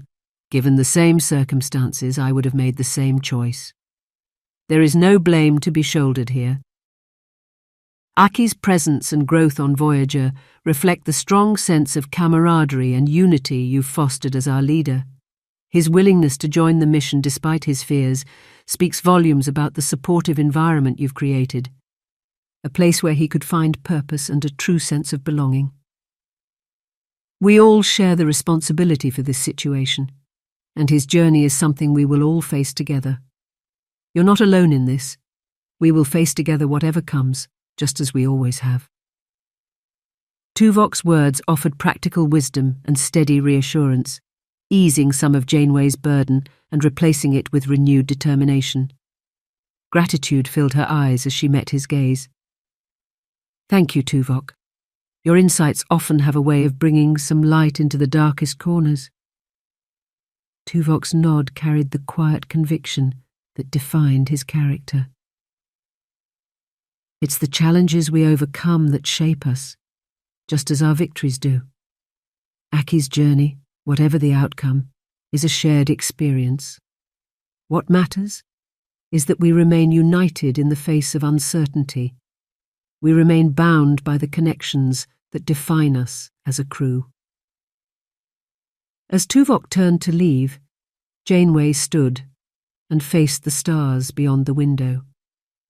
The weight of her earlier guilt had not vanished, far from it, but Tuvok's words had sparked a glimmer of hope, a reminder that even in the darkest moments, the strength of their collective spirit could illuminate a path forward.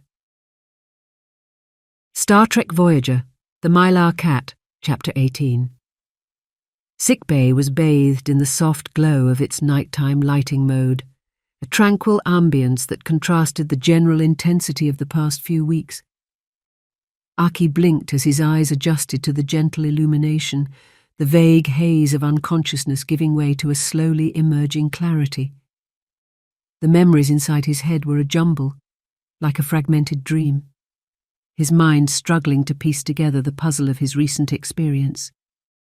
He tried to move, but his body felt heavy, as if every muscle had been replaced by lead. Aki frowned, a hint of frustration tugging at his consciousness.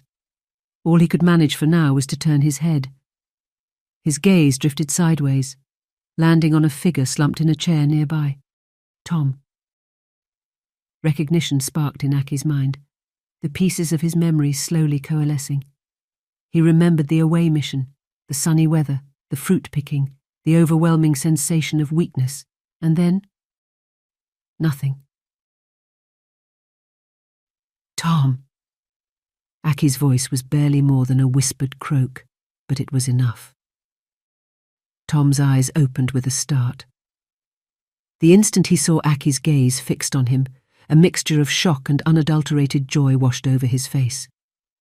"Aki?" His voice quivered with disbelief. Aki managed a faint smile, his lips curving upward despite the effort it required. "Hey," he croaked, his throat dry.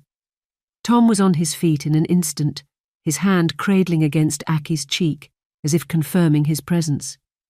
"You're awake," he gasped, his voice laced with a mixture of awe and immense relief. Aki's brow furrowed as he looked at Tom, his mind searching for answers. "What happened? I don't remember." His eyes held a mix of confusion and concern. Tom could feel a lump forming in his throat as the emotions swelled within him. He began stroking Aki's face affectionately with his palm, his gaze locked on the big blue sparkling eyes he feared he might never see again. "You were injured, poisoned," he began, the weight of the truth evident in his whispered voice. "The pink dust. Do you remember it? It was plant spores. They were toxic. You reacted. Badly." Aki's eyes widened as Tom's words sunk in, the gravity of the situation becoming clearer, and his memories began returning in full disturbing detail. He had a sudden flashback of the moment the pink dust was enveloping everyone back on the planet.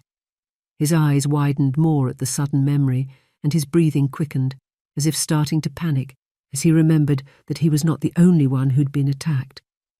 "B'Elanna, the others, they were with me," he gasped in distress. "Are they all right? Are they safe?" "Shh, calm down," Tom was quick to respond. "It's okay, Aki. Everyone is fine," he reassured. "They were all completely unharmed. As it turned out, you were the only one affected by the poison." Aki looked relieved, but then his expression turned to confusion. "I'm so glad they're okay, Tom. So, how come it was only me?" It's complicated. The doc said it had something to do with your feline side. Don't worry yourself about the details for now. You just need to concentrate on getting your strength back, okay? Aki nodded, understanding. So how long have I been lying here, Tom?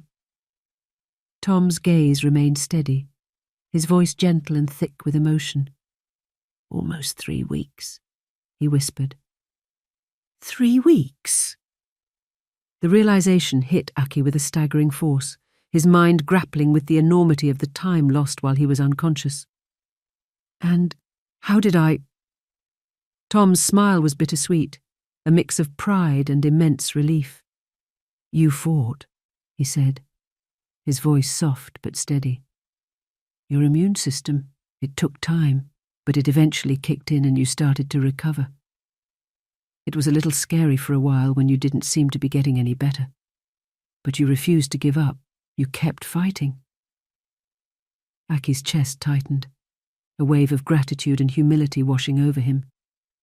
I think I had help, he said, his voice sincere. The crew, the doctor, you. I'm sure you were here talking to me. I don't know how, but I have these hazy memories of kind words from different people. The doctor, and especially from you, Tom. I remember your voice speaking to me for what felt like most of the time, and the sensation of someone holding my hand. Was that really you? Tom nodded, his hand gently cupping and caressing Aki's face. We weren't about to let you go without a fight, he said, his voice trembling with a mix of tenderness and rising emotion. His eyes, now shimmering in the dim light, met Aki's with unwavering sincerity. We made sure you were never alone. At least one of us was always here with you.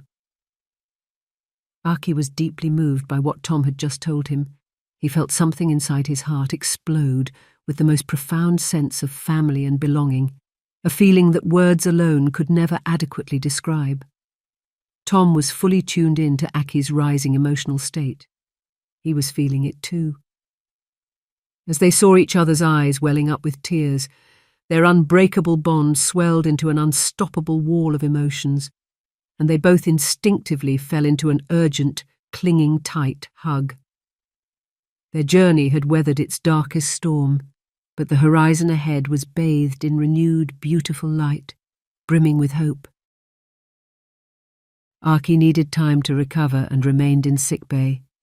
Days turned into a blur of quiet moments, visits from fellow crew members, smiles, plenty of hugs and endearing conversations. Aki absorbed each interaction, his heart constantly left swelling with profound gratitude and a deep sense of loving family each time. He listened as those who'd missed him the most, recounted tales of worry and hope, of the days when the corridors of Voyager had seemed hushed and muted in the void his absence had created. To the surprise of many, Tuvok visited him often. The visits were marked by his usual Vulcan stoicism, yet his presence and his thoughtful interactions with Aki conveyed a connection that clearly transcended mere duty.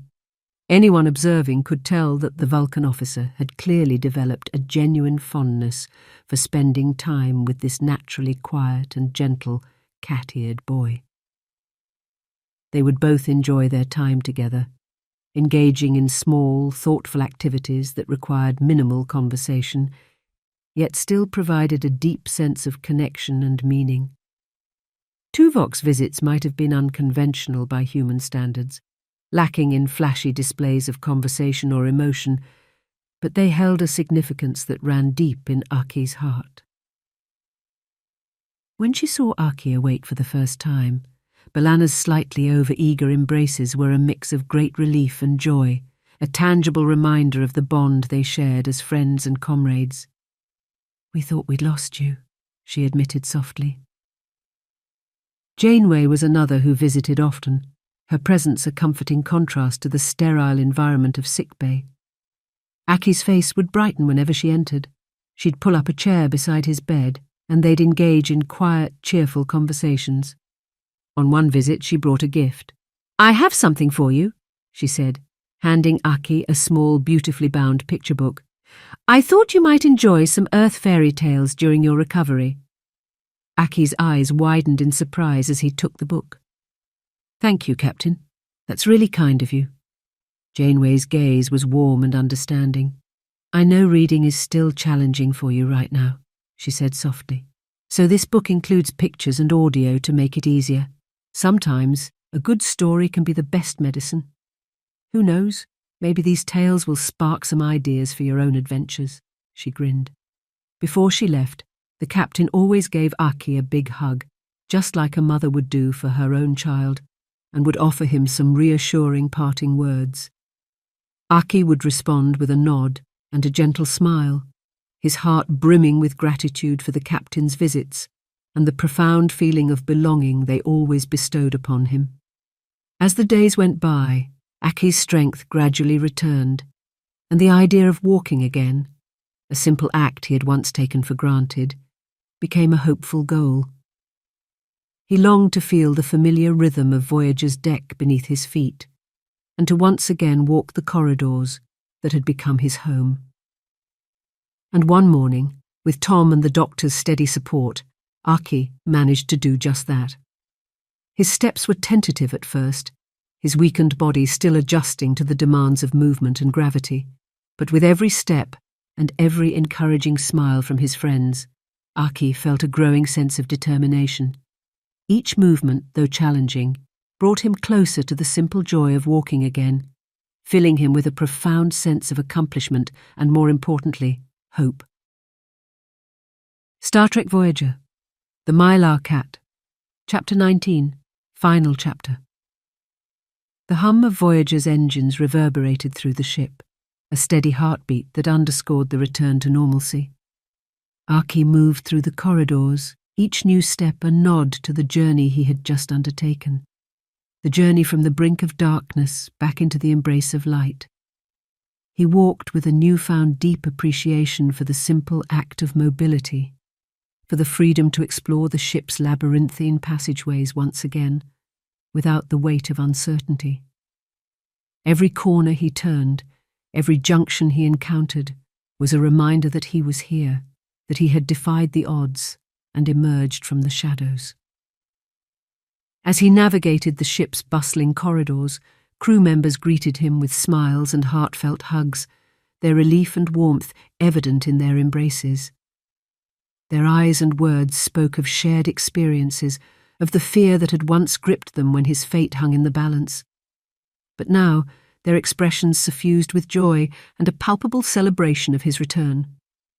Neelix's exuberant welcome echoed through the busy mess hall as Aki entered for the first time since the incident. The Talaxian practically bounded over, his enthusiastic embrace enveloping Aki in a whirlwind of affection. "Welcome back, my friend," his voice brimming with joy. Aki eagerly returned the heartfelt hug, his heart swelling with gratitude. "It's lovely to be back," he replied, his voice infused with sincerity. As the days slipped by, Aki gradually eased back into the rhythms of daily life aboard Voyager, his heart overflowing with gratitude for the cocoon of care and family that constantly enveloped him. The familiar faces and routine tasks felt more meaningful than ever, and Aki cherished each everyday interaction as a precious part of his renewed life. Yet, amidst the bustling corridors and shared laughter, it was during the quiet interludes that Aki sensed the most profound connections. It was the touch of Tom's hand on his shoulder as they stood side by side on the observation deck, their gazes fixed on the stars, both lost in their own thoughts, yet tethered by an unbreakable bond of brotherhood. It was the shared, knowing glances from B'Elanna, the kind of look that spoke volumes without needing any words, an unspoken understanding of the challenges they had faced together and the strength they drew from each other. It was the gentle, measured guidance from Tuvok as they engaged in their quiet activities, the calm rhythm of his presence a source of great comfort and stability.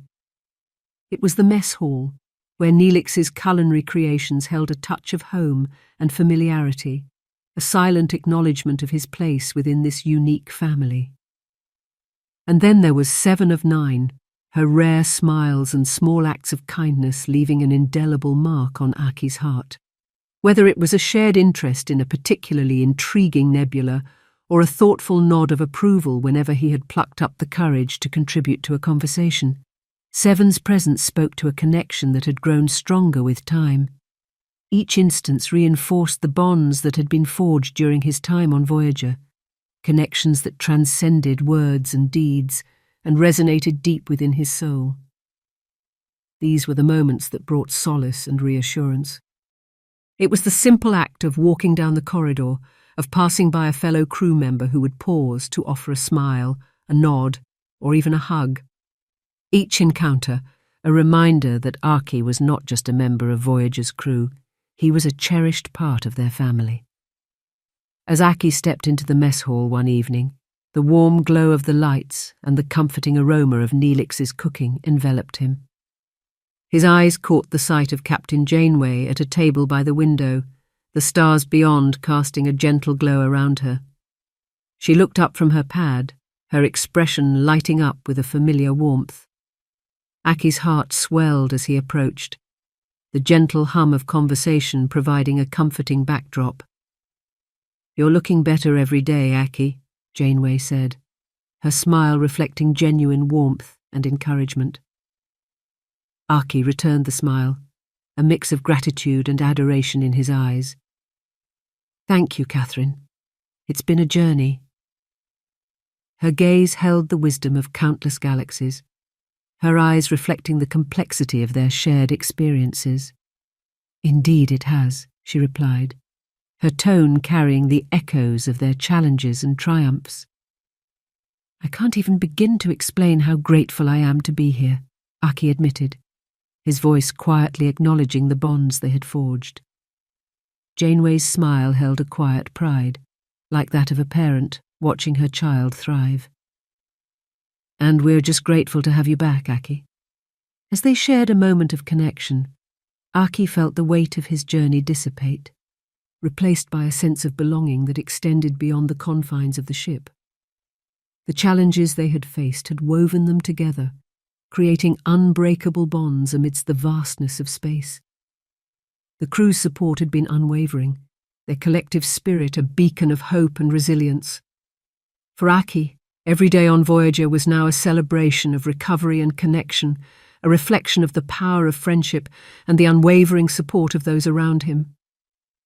As Voyager journeyed onward, Aki stood there, filled with gratitude and hope. The path had been difficult, but it had led him to this place, a place of acceptance, support, and love. Voyager was not just his home, it embodied the enduring strength and compassion of its crew, and as Aki looked out at the stars, he knew that no matter what challenges lay ahead, he would face them with the same courage and determination that had brought him through this trial. With a final, deep breath, Aki turned away, ready to embrace whatever the future might bring, secure in the knowledge that he was never truly alone. On the shores of Mylar, under starlit skies, Captain Janeway found her stray with piercing azure eyes. A black and white kitten, alone and so forlorn, she took him in her arms, and a new love was born.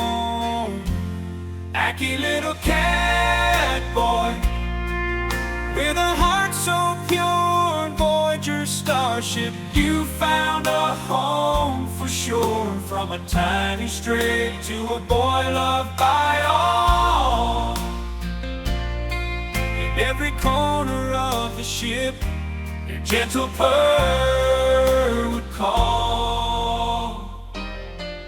Feeling safe and cherished, he revealed his true form. A catted human boy with a fluffy tail and a smile that could warm. His kindness and his gentleness made the crew adore. Aki the beloved, always wanting more. Wacky little human cat boy, with a heart so pure on Voyager starship, you found a home for sure. From a tiny stray to a human boy loved by all. In every corner of the ship, your gentle purr would call.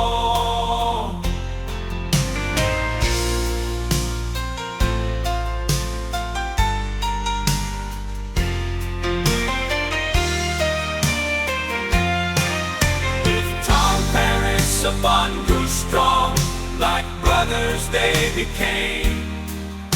Through laughter and adventures, together they would tame.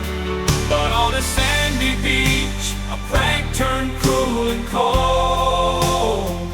Aki changed back to a kitten, his fear taking hold. Then came a fateful mission on a planet's verdant shore. A poison cloud of spore dust knocked Aki to the floor. Tom's heart was breaking. He stayed by Aki's side. Crew's sorrow deepened as Aki sighed. Aki, little human cat boy, with a heart so pure, on Voyager starship you found a home for sure. From a tiny stray to a human boy loved by all. In every corner of the ship, your gentle purr would call. Days turned into weeks, but hope began to bloom. Aki's eyes fluttered open, dispelling all the gloom. Tom's joy was boundless, the crew's tears filled the air. Their little human cat boy was back, their hearts lifted from despair. Aki, little human cat boy, with a heart so pure, on Voyager starship you found a home for sure. From a tiny stray to a human boy loved by all. In every corner of the ship, your gentle purr would call. Now in the quiet of the night, with Captain Janeway near, Aki eyes sips his tea, the stars shining clear. A journey of love and courage under the endless sky. Aki, the human cat boy, Voyager's gentle sigh.